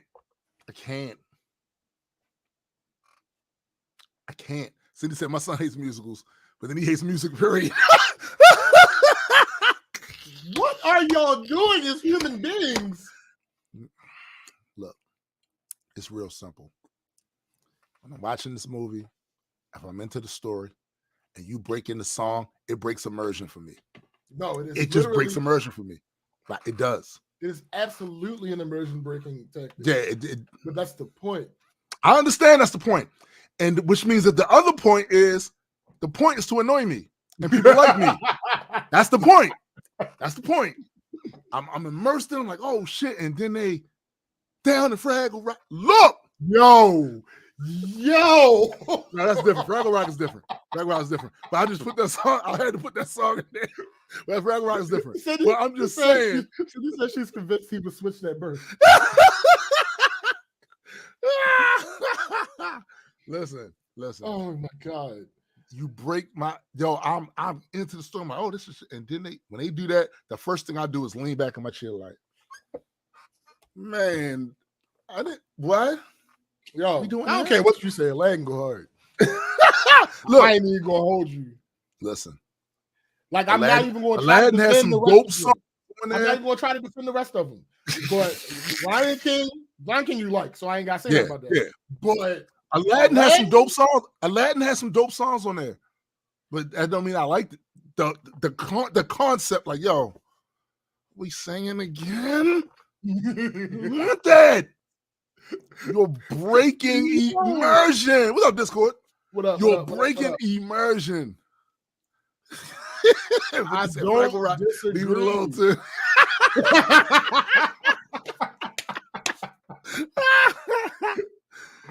Man, it's like if I'm watching Terminator, when they break out in the, I'm gonna be mad. I'm gonna be mad. Like, you don't remember that scene from The Untouchables? The scene from The Untouchables. I don't remember any scene from Untouchables. The motherfuckers over there singing and shit.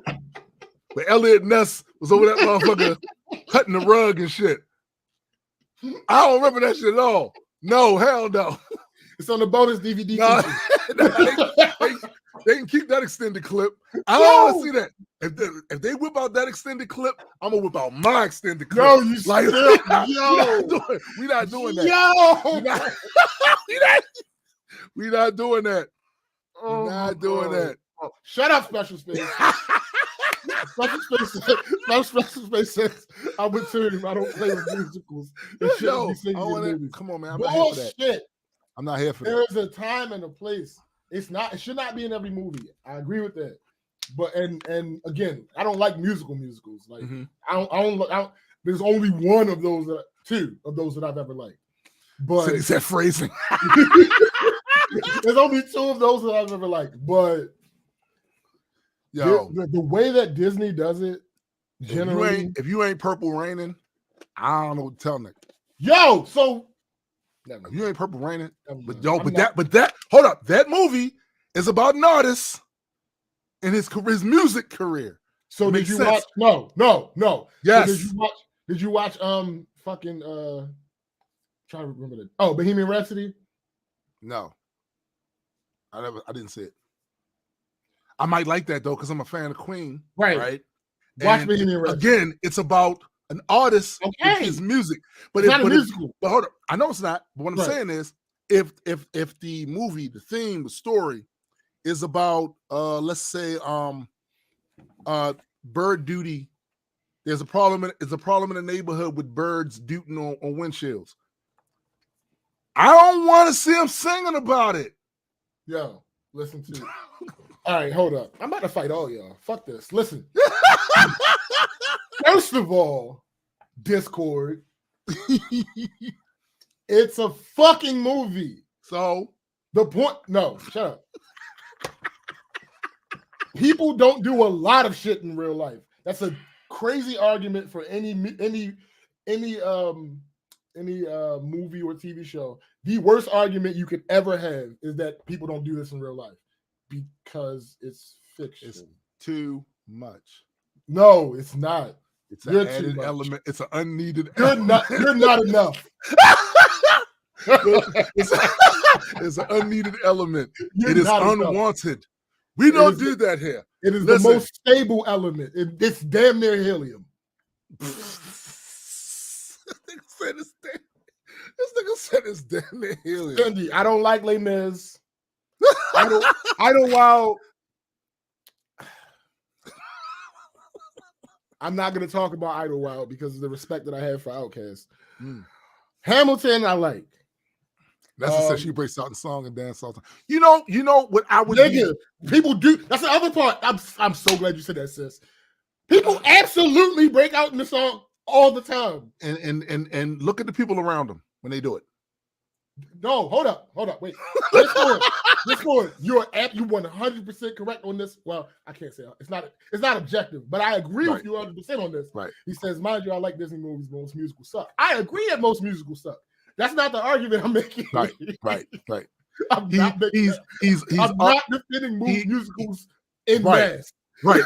He's basically defending the ones that he likes. Right. But which is respectable, right? Because, but like I said, look at the people around, the people that break out. Like when Nessa breaks out in the song, look at the people standing around.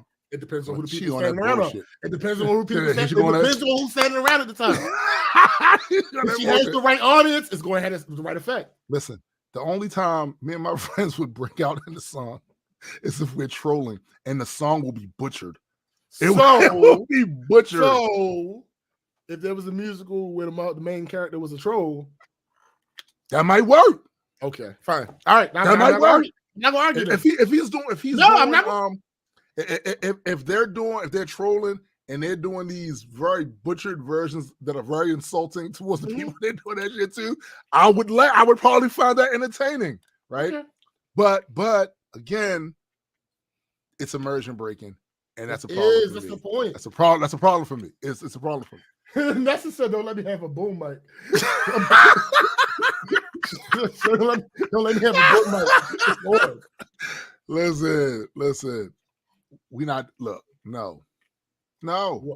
Yo, every single time one of my friends breaks out into a song, I know I'm about to be insulted. It's the way it goes. It's how it goes. Response. Oh, yo. I saw this thing on Twitter. I'm going to butcher it probably, but I wanted to share it in the group chat, but I forgot.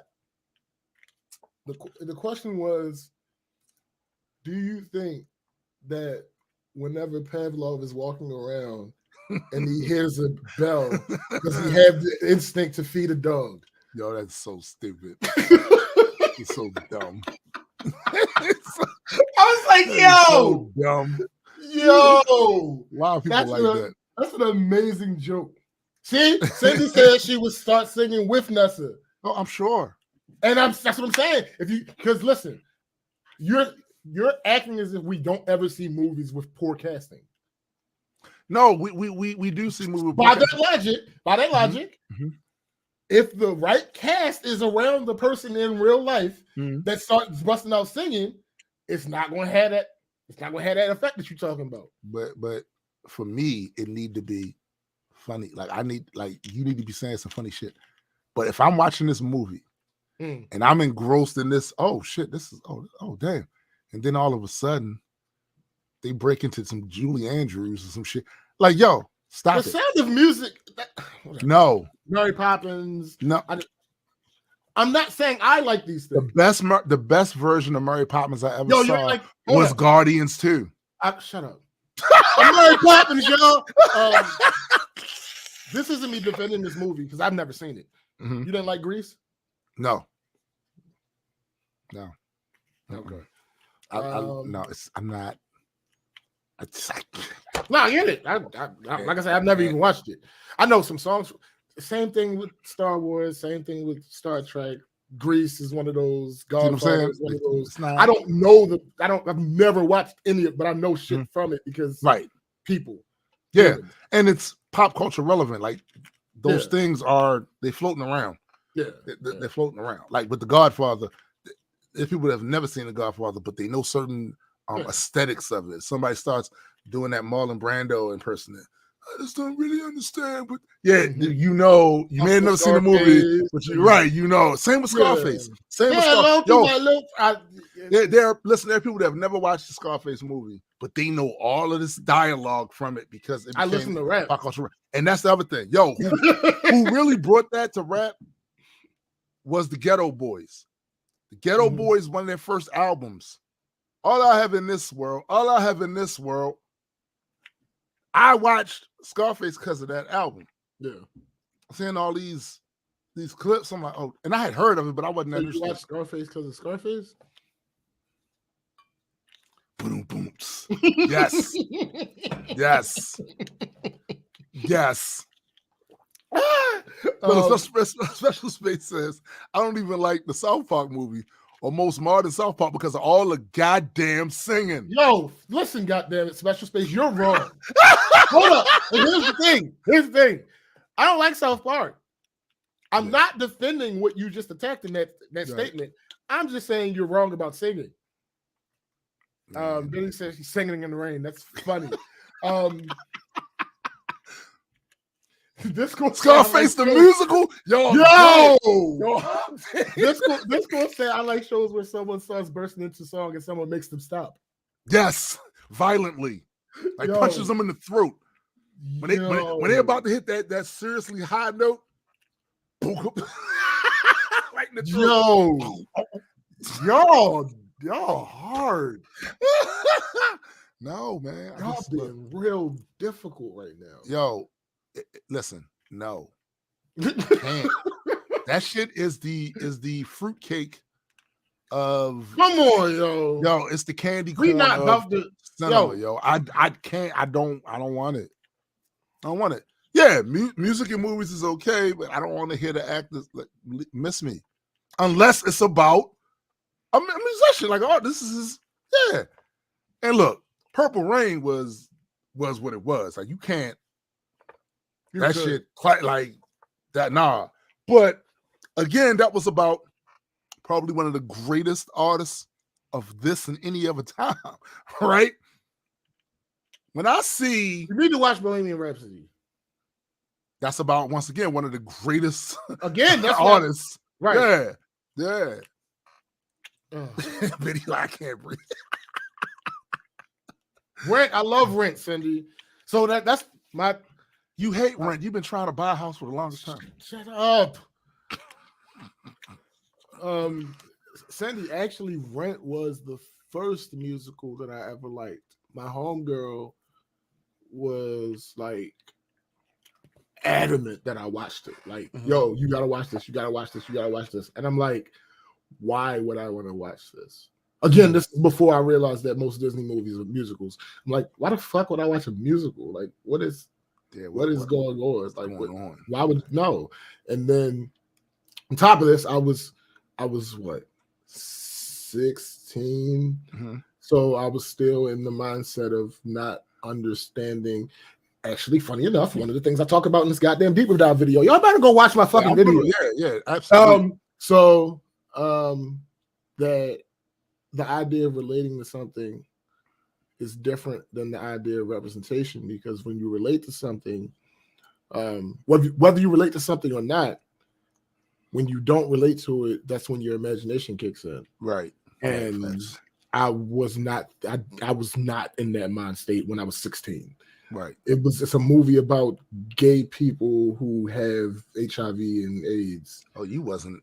I have no reason to no reference for that in real life at all. Yeah. So, but she was adamant. Right. Yo, you gotta watch it. You gotta watch it. Watch. I'll come. This was like, at the time she was my girlfriend. So it's like, all right. So you had no choice.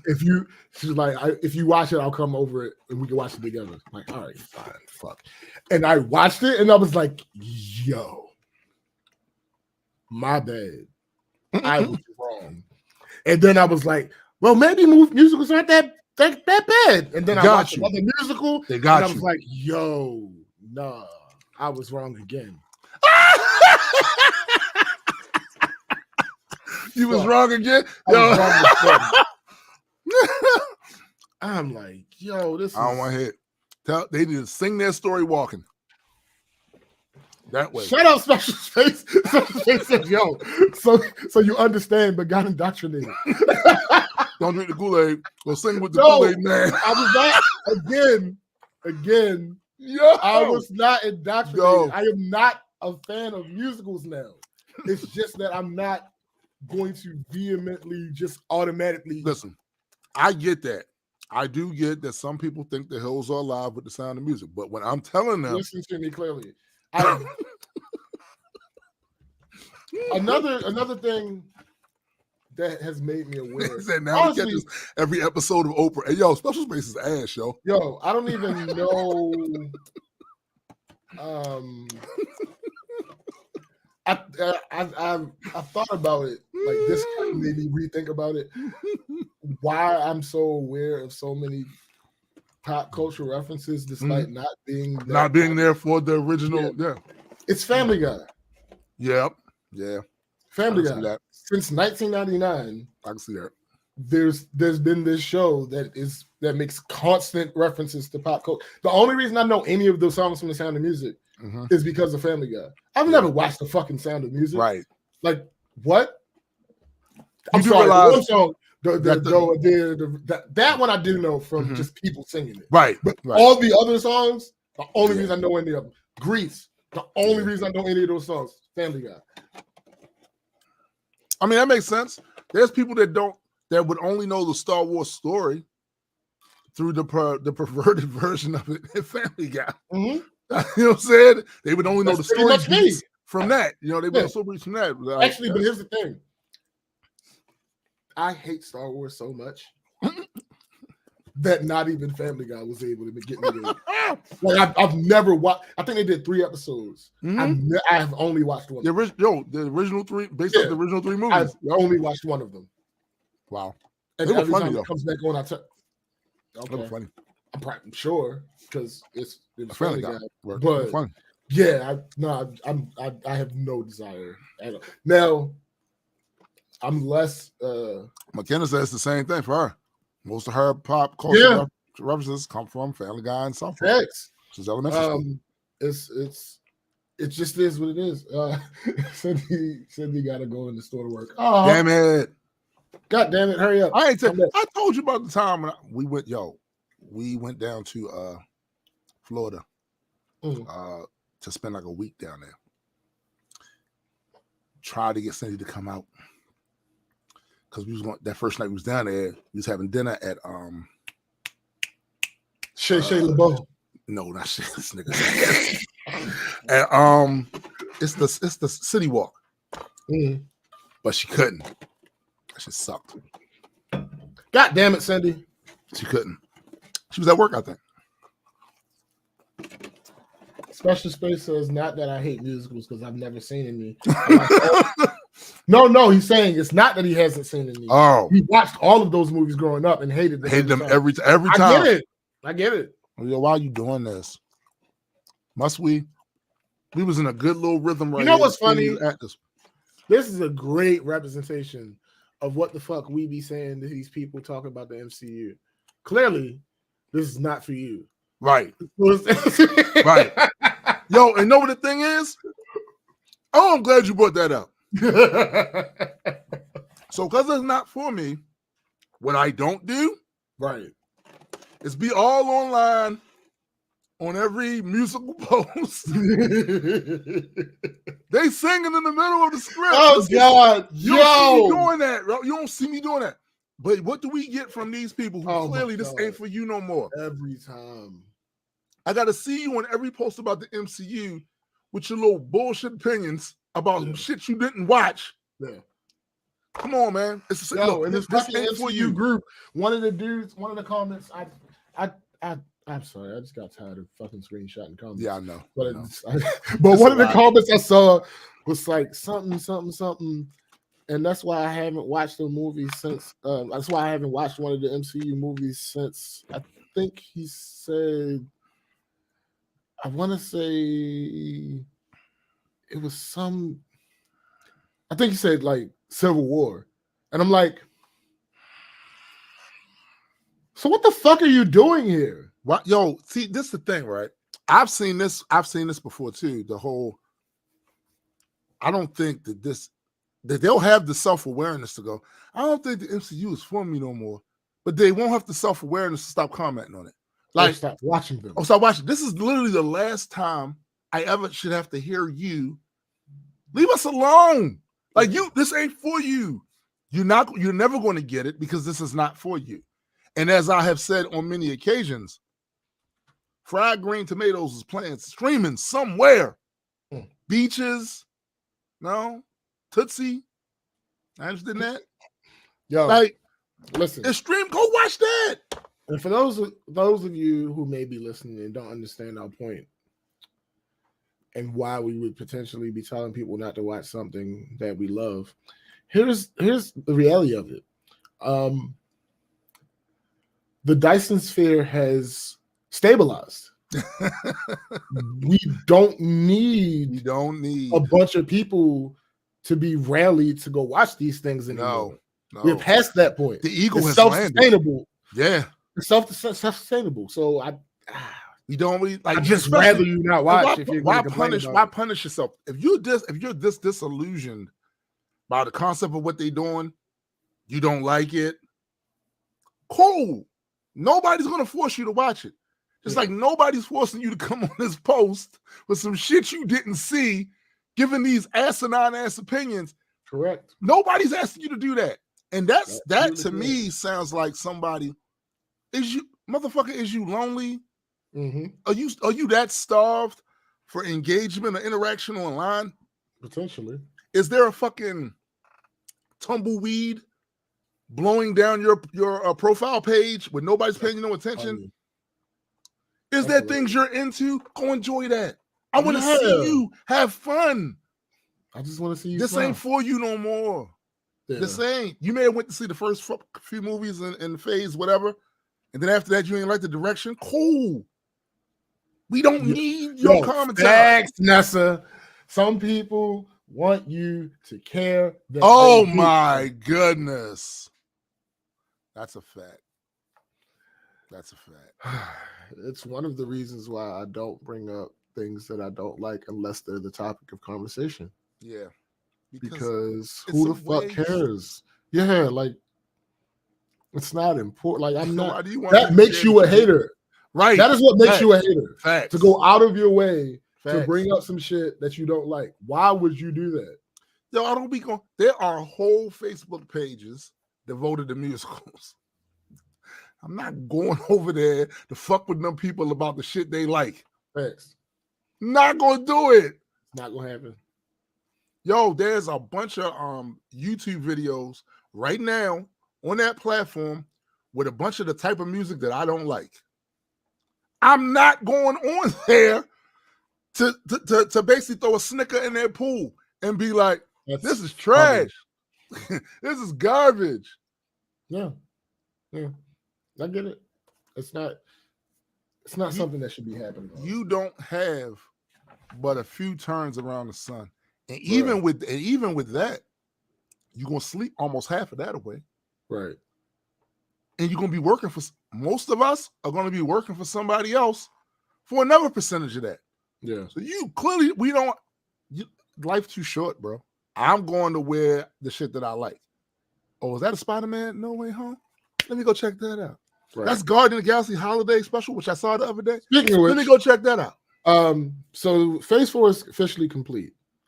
Yes, that with this last Guardians Holiday Special, this is the official end of Phase 4. All right. I'm gun shy about spoilers because of last week. But I feel like this isn't really, you can't really spoil this. Mm-hmm. I feel like what you mean the holiday special? Yeah. See, I know where you're going with that because I kind of feel the same way. There's a little bitty thing that's kind of spoilery, but it's effectively inconsequential. Like this is not us telling you not to watch it. No, not at all. It's funny as fuck. I actually enjoyed it. Yeah. But as far as the overall story of the MCU, this is inconsequential. No, it's literally a Christmas movie. Yeah, it's a Christmas movie. There's only maybe one thing on there that I think does add to the overall lore. Yes. It's still inconsequential. It's inconsequential because they probably never go back there again. But a certain area was decimated. Yeah. And now they're trying to build it back up. Yeah. But again, I don't see how that furthers the overall. They own it now. Yeah. So maybe it'll be a part of, it's probably going to be a part of Volume 3. But that's not really, it's not really big. It's not. It's not. What the time, so let's insert the time. According to what they're saying, that this particular, it's only like 44 minutes, right? Yeah. This particular show takes place after Thor: Love and Thunder. Yeah. It takes place after Thor: Love and Thunder. Right. And it's an aside. It's not anything. Yeah. It's just a peep into the lives of the Guardians. Yeah, and it's even what up, Ryan? What up, and even it's an homage to a really bad Star Wars holiday special from back in the day. It's an homage to that. And it's funny about that special. It was so bad that the actors didn't want to do it themselves, but they were under contract, so they had to. Right. But I know why they didn't want to do it. Because one, they weren't shooting with the same types of cameras. It wasn't getting the same type of production. It didn't look like and me now as a someone that's heavily involved with video and stuff, I see the difference. It didn't look like the movies looked. Yeah. The way it was shot wasn't even shot like that. Yeah. So it lessened the specialness of what they were doing in the films to do this, but it was so bad that decades later, it's turned into a classic. It literally bent itself around to becoming a classic. Mm-hmm. That's cool. There's no reason to say those two things, because just go watch it. Yeah, just watch it. Just go watch it. Like it's 44, 45 minutes. It was a nice distraction. It was breezy. Yeah. You did get to see but I liked a lot. I love when they slide little feats in these little inconsequential certain shit. Mm-hmm. Like, who knew Mantis could fight like that? Yo, wait. All right. I have two issues with this damn special. Mm-hmm. And I was fighting with myself on whether they're nitpicks or not. Mm-hmm. One of them might be, but the other one is absolutely not. And I'm really upset at James Gunn for doing this second one, the big one. The small one is, it actually ended up being a minor controversy. Mm. One of the spoilery things that we can't talk about, a relationship. Yeah, I know what you're talking about. Mm-hmm. I don't like the fact that it was a deleted scene. Y'all deleted the fucking scene. And then you made. Yeah, I don't like that. The controversy around it is Marvel does this Marvel Legends show, and the Marvel Legends show basically catches you up to the story of the characters that are about to be in the next thing that comes out. Yes. Well, on the Marvel Legends show, they showed a deleted scene, and people were like, "Yo, this is a spoiler. We should not be seeing this." And the reason that I feel like it's not a spoiler, but the reason that it is a spoiler is because y'all cut it out of the fucking movie. That's what it is. And decided to still go with it. Mm-hmm. It's only a controversy because y'all made it a controversy. And to be clear, I can't even actually make this point without spoiling it. But this is something that should have been. This is something that should have been a given. It tracks, right? Yeah, it should have been a given. Like, absolutely tracks. If you watch the fucking movie, you literally watch how they describe certain things. Yeah. All right. So my second thing is the big thing, because I just got on Taika about this, so I can't let James Gunn off the hook. You put something in this goddamn special for the joke of it. There was no other reason for it to be here. Mm-hmm. And it was established not 5 minutes later that it was completely unnecessary. Yes. The scene with, if you haven't watched the fucking previews for this, it's not my fault. This is not a spoiler. This is in the previews. This is in the previews. Yeah, it's in the previews. The scene where they're at Kevin Bacon's front gate. Mm-hmm. Why did Mantis ask Drax to throw her over the fence? You literally see 5 minutes later, her and Drax jumping. Yo. Yeah. You just put that in there for the joke. Right. That's all that was there for. Because we see that this, by the way, like he said, this is all in the preview and in the trailer. Yeah. You see her leaping the distance of the nigga. Fence. There was no need for Drax to jump over a house. And you put this joke in where Drax throws her over the fucking fence because he's super literal and he hears that she wants him to throw her over the fence and he just tosses her. It was a funny joke, but it's funny as hell. But it was, but you undercut it with the leaping Lanny Powerful shit. nigga. Like They was over there. They was over there doing some Spring Hill Jack shit and sleeping over shit. Special space. It's not. I think you're looking at it wrong. Yeah. Like, I'm not saying your opinion is incorrect. Right. I'm saying the purpose of I think the you show. might be. Yeah, I think you might be putting a little bit too much. It was weight just onto comedy. it. Yeah, it was Yeah, just. it's literally just a holiday comedy. It's a sequential thing. It's literally Yeah. just a holiday special. Yeah. Like it's not. It has. It is literally little inconsequential to the rest of the. It's very little bearing on anything else. At best, it is the benchmark that shows this is the end of phase 4. At best, that's it. At worst, it's just some little comedy thing they did for Christmas. Like it's not. Lulls. Yeah, for the lulls, right. And the feelings. And the feels. The fifis. Yeah.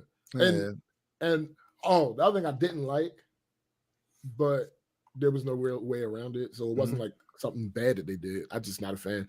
The back and forth between the animation and because the animation was shitty too. The animation, I commented to my wife. I was like, they really skimped the budget on this animation. That shit. It was not great. It was not great. It was shitty. But then I realized, like, not about it not being great, but about it being there. I realized, like, okay, well, you kind of have to do that because Peter. No, you didn't. Hold the fuck up. It wasn't necessary. You could have got the little boy that played young Peter, and you could have got Michael Rooker. Just did it live. Because I guarantee you, Rooker's price was a lot less, but with just voiceover. The only thing I would push back on that is James Gunn. Every actor that he works with, works with over and over and over. Yeah, that's a fact. That's a fact. I 100% believe he would have did it for James Gunn. He might have, but maybe it was about the budget. Because when you look at that shit, like classic, that's something my wife brought up. Look how Groot looked. Now every other Groot we've seen in the movies is CGI'd up and it's looking good. It's a Groot outfit. Yo, they was really saving money with this shit. I'm telling you. Like they was like, we only gonna put in it as much as necessary at certain, like for instance, when they was in the ship going to the planet, that looked nice, right? Yeah. But the animation was low budget as fuck. Groot's outfit was low budget as fuck. It's a fact. That was a Party City outfit if I ever seen one in my life, yo. And look, they spent money. They did spend money on Rocket. Yes, they spent money on Rocket. Yo, that joke with Rocket. He's like, hey, calm down. And insert person says something. I'll kill you. Right. That shit. We're not gonna hurt you. I'll kill you. Yo, that shit was. Yo, I enjoy it. I enjoy it. I like it. I like it. I don't like Christmas and holiday movies in general. So that's fair. What the fuck do you like? Well, you keep talking about shit. No, that's absolutely fair. If you don't like holiday movies, this definitely wasn't going to change your mind. Facts. He also said, I thought that was more of a creative thing, sort of classic-y, Christmas-y, old school animation. That's possible. But we also know it's cheaper. It's the combination. We know a little. He said, I like walking my dog. That's funny. That is absolutely possible, special space. But we also are cursed with the knowledge of the fact that their animation and their CGI in recent years has been lower quality because of budget reasons. Yeah. So yes, it's possible that was an intentional thing. And they just went above and beyond with What If. Yeah. Their animation of What If is amazing. Absolutely. Later, B. So it's like one thing we do know that for a lot of years, Marvel's animation has been not great. Yeah. Where DC animation has been top notch. Chef's kiss. Just top-notch animation. And there was a time when Marvel had good animation. There was a time back when it was it New Line Cinema was doing their shit. The one with the company that Was it New Line? Maybe it was New Line. Maybe it was one of the other ones. But Hulk versus Wolverine. Mm-hmm. Great animation. They did a Doctor Strange cartoon with a slightly altered lore, but the animation was great. Yeah. As long as that company was doing them, they was all right. And then something happened. Spider-Man stuff has always been good. Right. Something happened at a certain period of time. That's Sony though. Yeah. Yeah. Mm. And but see, overall, that's the thing. Like Special Space says he likes the Halloween special. SPJ didn't like it. Yeah, I don't like the old monster movie, like the Universal. Universal. I'm not really a fan of it. Yo, down there at the park, they have a show that's based on all of that shit. Yeah. No. When they re-released The Mummy, that was supposed to be the start of their cinematic universe. Yeah, that didn't work out too well. That did not work out because they jumped the fucking gun. They did. But I hate when that would have made me watch those movies. If they successfully did that, I would have watched that because I'm a stickler for continuity. So yeah, that would have element. It would have been dope. Yeah, it would have been dope. I know that when we went, we watched the show. We saw that show twice, 2 different times when we went down there. The last time we went down there and watched the show, they actually called Yetta up to the stage. She was part of the performance and shit. Okay. Yeah. Yep. That's dope. Yeah, it was fun, and it was a good way to get out of the heat too. Hey, after walking that park all day, like it's kind of hot out there. Motives are still motives, my guy. I'm just saying. I'm just saying. You know what I mean? It was all right. But yeah, Special Space. I don't really blame you for not being a big fan of it. Like, it was like I said, it was just mindless fun. That's all it was. Yeah, our expectation for it was never that. No. Especially when I found out that it was an homage to the old Star Wars holiday special. Right. That told me everything I need to know right there. Like, yo, yeah, this is not. Yeah. Now this was a much better quality. Sure. Than that old Star. That shit was just bad. Like, it was bad, yo. It was super really bad, man. But now it's a classic. Now I wonder if that shit is even. It's probably on Disney Plus. Boy, now, see, I have. Speaking of which, yeah, it might be. It might be, yo. But speaking of which, I always like. There was a period of my life, especially when I converted to Islam. Girl, I went out of my way not to like Christmas, not to, you know what I'm saying. I went out of my way with that shit, right? But I don't have that proclivity anymore because I'm not religious, and I see Christmas as cultural at this point.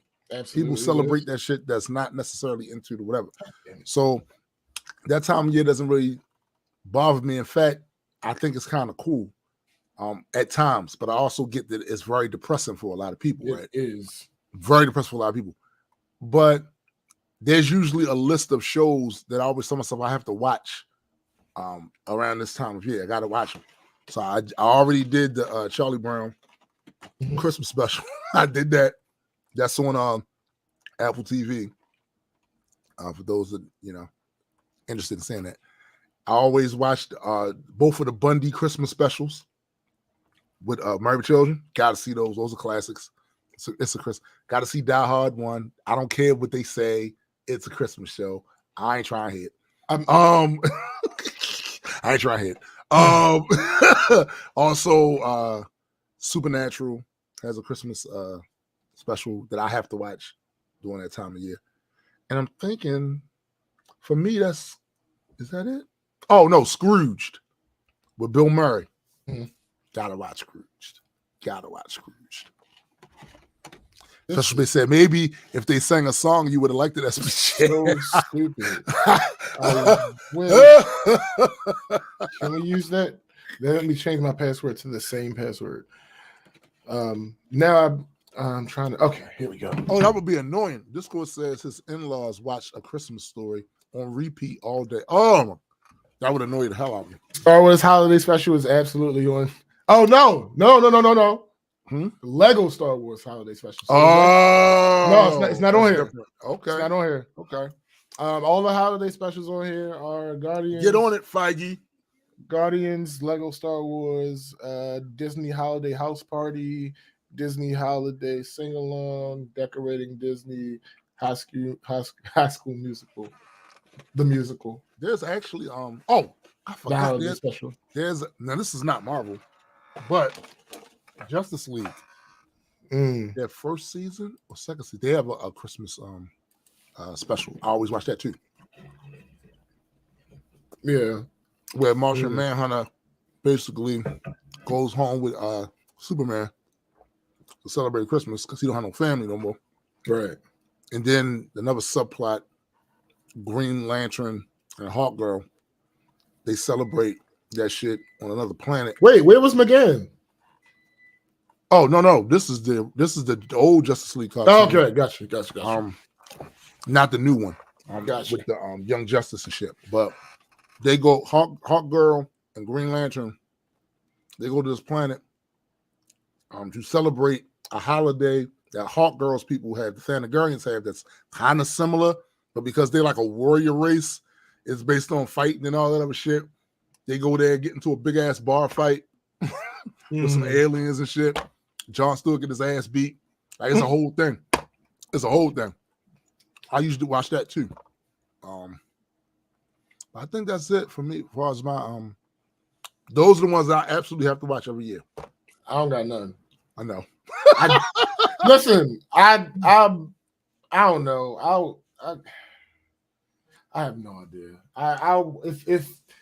If I'm not doing nothing and one of them comes on, I'll absolutely watch it. But right. I don't really have. You don't be searching for it. Yeah. I don't know. I'm not that big a fan of Christmas music. Oh, so we can do this quick thing. It might be difficult, but whatever. We know we haven't prepared for it. So right. It is what it is. All right. Holiday songs. Gross.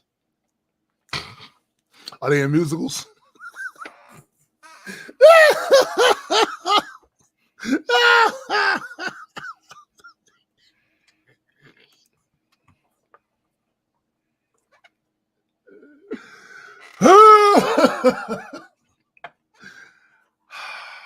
Had to get that one out. Are you done? Are you done? Are you? Shout out to my man M'Baku. Are you done? Are you done? Yo, McKenna is bugging. He's the only acceptable Christmas music is Christmas Trap. What the fuck? Oh shit. So, not your favorite.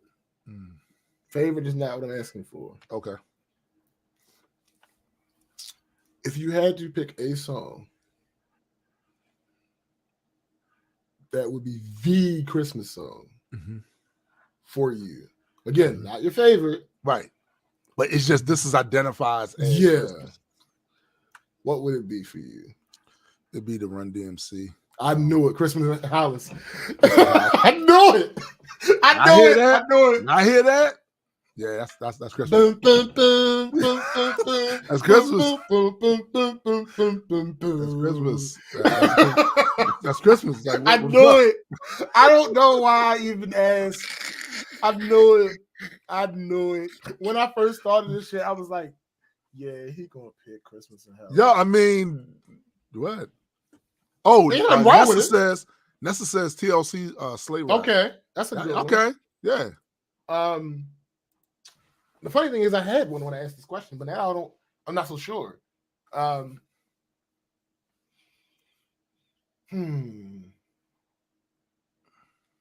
It used to be when I was younger. It used to be Boys II Men, Let It Snow, but I don't really want it to snow anymore. Right. So that kind of this Christmas, Donny Hathaway. That's just it's quintessential. Yo, yeah. I see that. I can see that. So, Mariah Carey.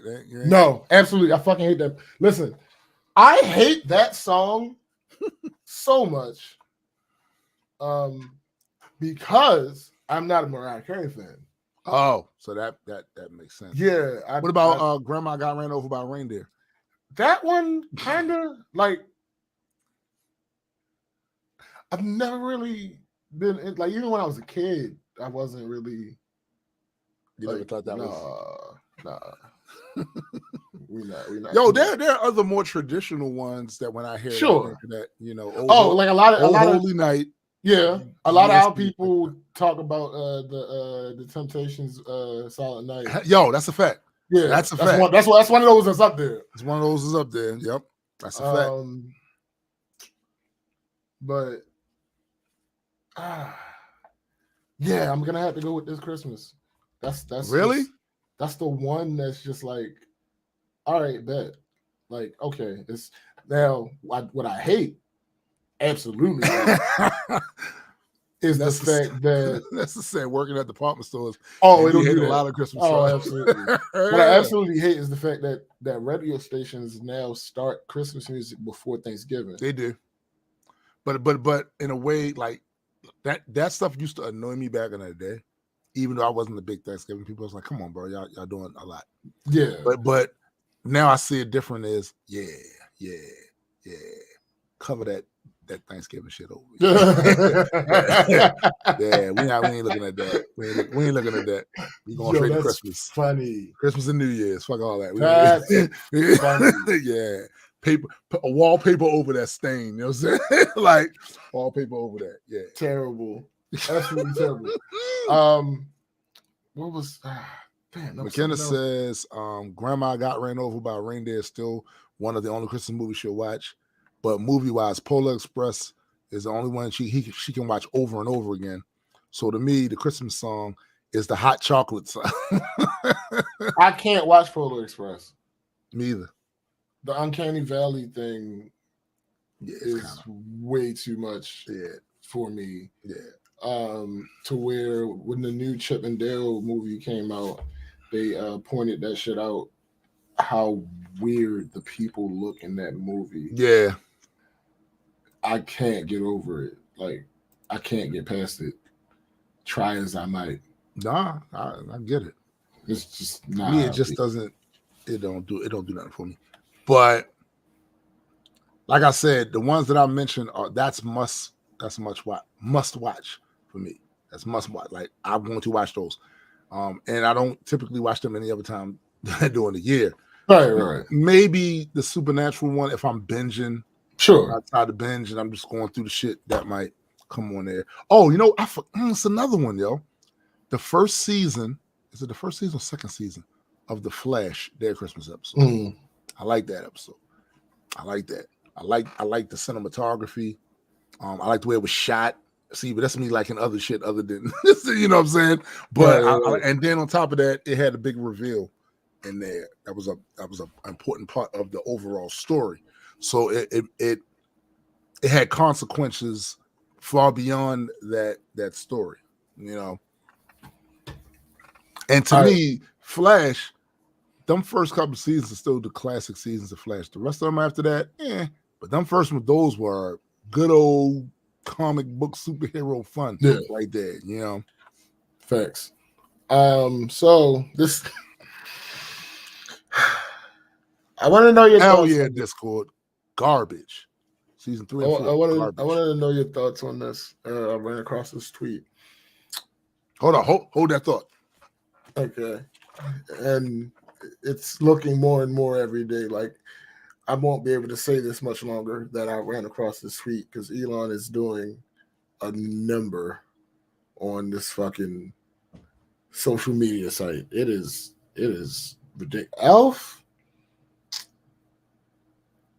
Alpha was cool. I could do Elf. Will Ferrell is pretty much always a win. So I ain't mad at Elf. Let me see.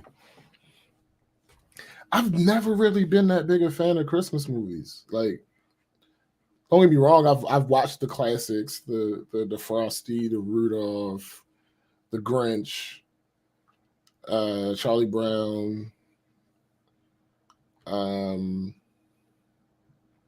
I know I'm missing A Christmas Carol. I know I'm missing some of the classic ones. But yeah, like I don't know. I never had that tradition growing up, and it was never something that I felt like needed to be corrected. So, like, I enjoy a good Christmas special for a show, a long running TV show. Now, I get it, Betty. I absolutely get it. Nightmare Before Christmas. No, that's different. Nightmare Before Christmas is a Thanksgiving movie. I mean, not a Thanksgiving movie, a Halloween movie. So, no, I absolutely love Nightmare Before Christmas. That's different. That's way different. That is the best holiday movie that has ever existed. Damn. So, yeah, no, that's on its own. That's on its own island. So what was this tweet you were referring to? So somebody who has a check mark, which that don't mean a goddamn thing now. It confuses me. I don't know if I don't know. I really don't know. So, but anyway, he says music is struggling to develop more superstars.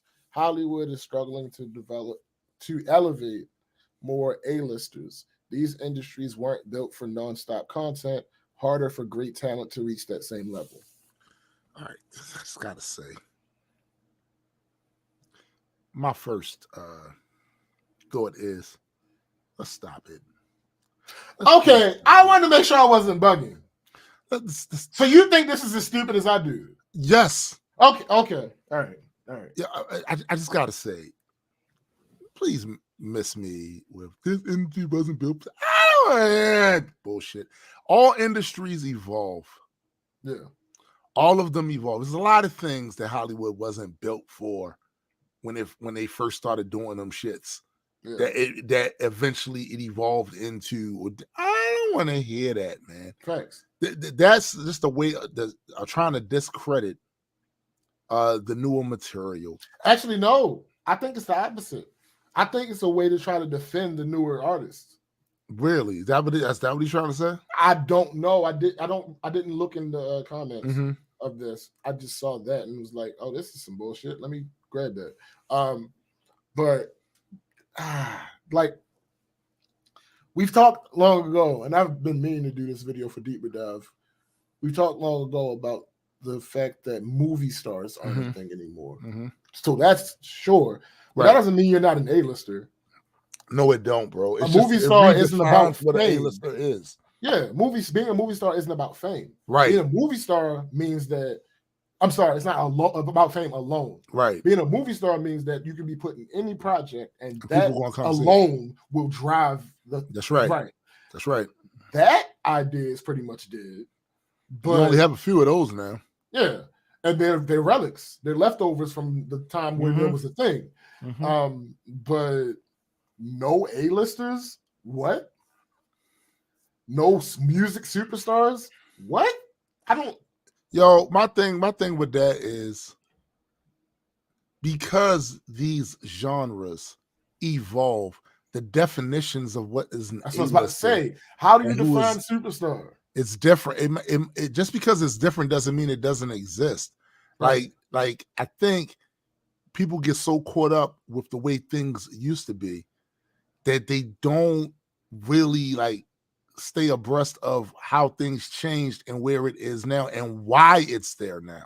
Yeah. You know what I'm saying? Like they only go, well, y'all don't do it like this anymore, so therefore, and it's like, nah, B, it just evolved. There's ways that they track who is the man. Listen, go talk to any of those actors that are constantly getting thrown roles and scripts and shit like that. The whatever the top of the pick of them scripts that's floating out there, and they're constantly getting tossed at. Trust me, Hollywood looks at them as A-listers. Oh no, hold on. Yo, I want you to do this. Yo, because you go do. They're still getting these fucking scripts tossed in their lap. It just may not be the exact same way it used to be back then. Because let's just face it, the infrastructure is way different now. Yeah. The way people consume shit, way different, bro. Back when they started Hollywood, where was the streaming services? There were none. There was no the streaming services the rise of the streaming services by themselves has changed so much shit as far as the perception of actors and actresses. Like, so the idea that we supposed to be beholden to what they was doing back, fuck out of here. It's like with the dude that was the star of Shang-Chi said, like, yo, see me Lou. Yeah, y'all can crow all day for old Hollywood. It wasn't a whole lot of me in old Hollywood. It wasn't a whole lot of other people in Hollywood. That's a fact. Amazingly white. It just is.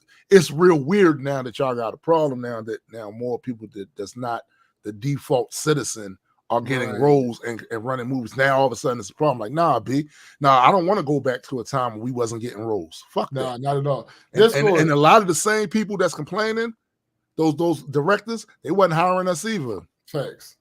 No, Discord, that's not true.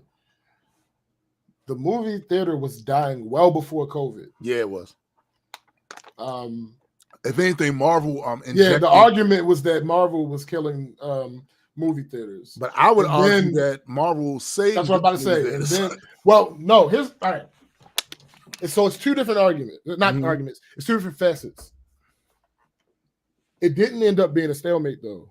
The battle was still being lost. But what happened is, on the one hand, Marvel helped movie theaters because they put out these blockbusters. That's right. But on the other hand, certain movie theaters could not afford to put other movies that weren't these big blockbusters in their theaters. So it was actually hurting the theater. What needed to happen was the people you need to blame for it, and this is going to be an ass take, but the people that you need to blame for it is the directors that couldn't compete. That when they fucking mouth. Nah, I'm giving them the blame. Yo. I'm giving them the blame. I don't know. Write something that competes. I don't think it's that simple. For me, it is. Of course, it is for you, personally. Because then I don't talking shit. So no, hold on. That is absolutely true. Fuck them. But I still don't think it's that simple. Listen. Like the what's the name? The zeitgeist is the zeitgeist. Like you can't you have to be revolutionary to change something like that. And it ain't too much revolutionary of anything anywhere in life.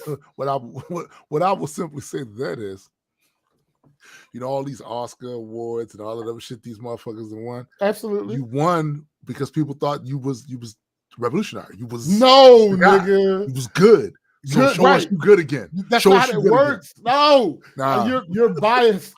Yes. You're being biased. I'll tell you why I'm being biased, I'll tell you why I'm being biased as fuck right now, right?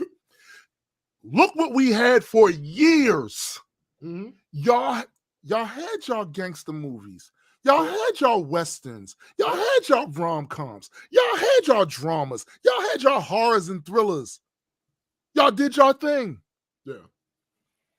I asked for a comic book genre. And when I got it, it was a problem. Yeah. When I got it, it was a problem. So nah. I get it. I get it. You blame it? There was a time when westerns were very popular. Yeah. I am sure somewhere in the annals of cinema commentary history, somebody complained about that shit. Man, I can't believe these spaghetti westerns getting all this. What about? I'm pretty sure that wasn't how that worked. I really don't think that's how that works. Goddamn good and the bad and ugly, taking up all the space. Oh my God. I'm fairly certain that's not. I'm pretty sure people weren't complaining about Citizen Kane. 80s action flicks. Man, if you ain't making you ain't making now in the 80s, if you ain't making an action flick, ain't nobody coming to the movie to see it.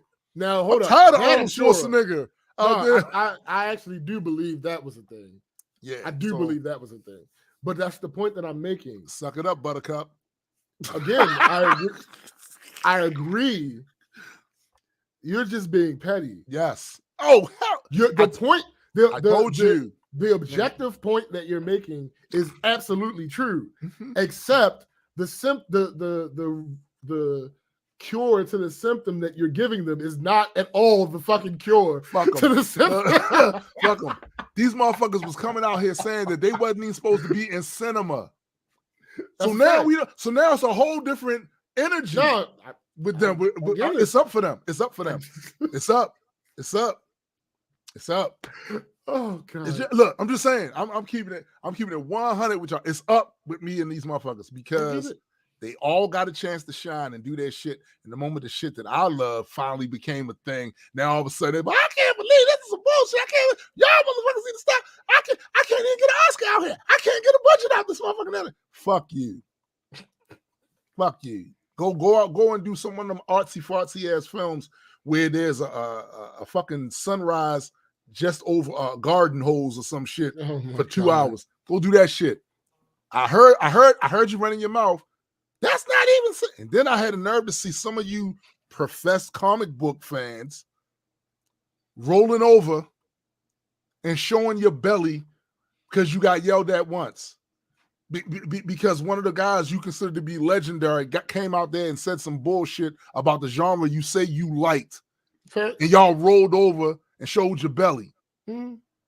Like, he do got a point. Man, fuck him. No, he don't. Man up. Wait, man up. Nigga, what? That's right. That's right. You your scary ass. So this guy who was this legendary director said something, and now y'all gonna bitch up now. We was all just enjoying Endgame. We was all just getting into, and then he say something, and then now everybody like him. Fuck that. Do not like him. Fuck that. Fuck them. They getting no repass from me, yo. No. That is amazing. Stop being scared. I'm pretty sure that's because your favorite director said something. Oh my Fuck God. him. Fuck him. Yo. They scared, yo. That's not what's happening. Yeah, that part's true. nigga, I was in them comic books, Geppi's Comic Book World. Mm-hmm. I was in them stores long before there was an explosion of comic movies. We was in those stores, and I remember all you little dirty ass geeks coming up in there talking about, it sure would be nice if we had some movies. Okay. It sure would be nice if my favorite comic book character was made into a movie. And then as soon as we get it, and everybody having fun, these directors come out that had been getting budget money from Hollywood from these studios for decades. They were getting shown deference for decades. All of a sudden, there's a shift, and they start whining, and then they start playing the game of, this shouldn't even be in cinemas. Fuck you. Fuck you. Fuck you. Retire. We got Ryan Coogler. Fuck you. Go retire. Don't make no more movies then, since you can't compete. You ain't putting none of my folks up in none of the movies that you got these Oscars for and shit. Fuck out of here. One thing motherfuckers say about what Marvel is doing, and even DC to a certain extent, they have a diverse cast. That's facts. People getting money that wasn't able to get money like that before. So fuck out of here.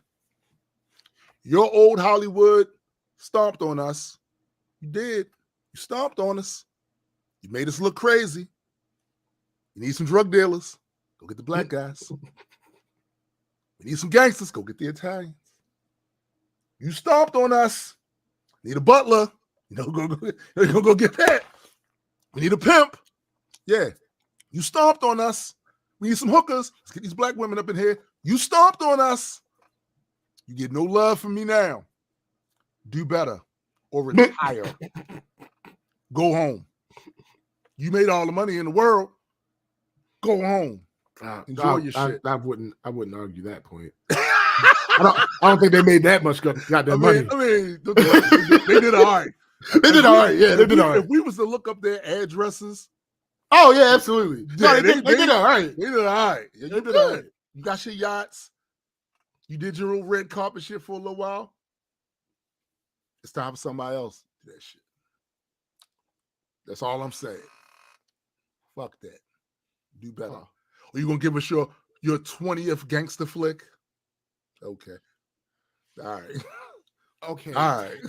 Tangential rant aside, I was not talking about those particular guys. Oh. Oh.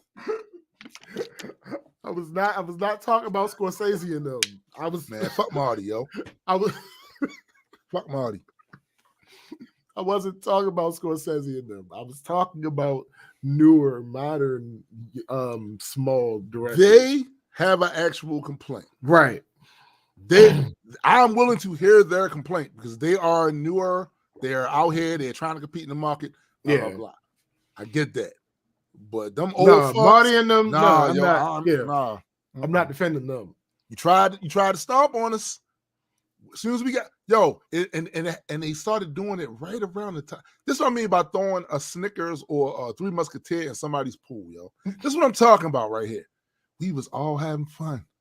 Yo, you see the portals on your left?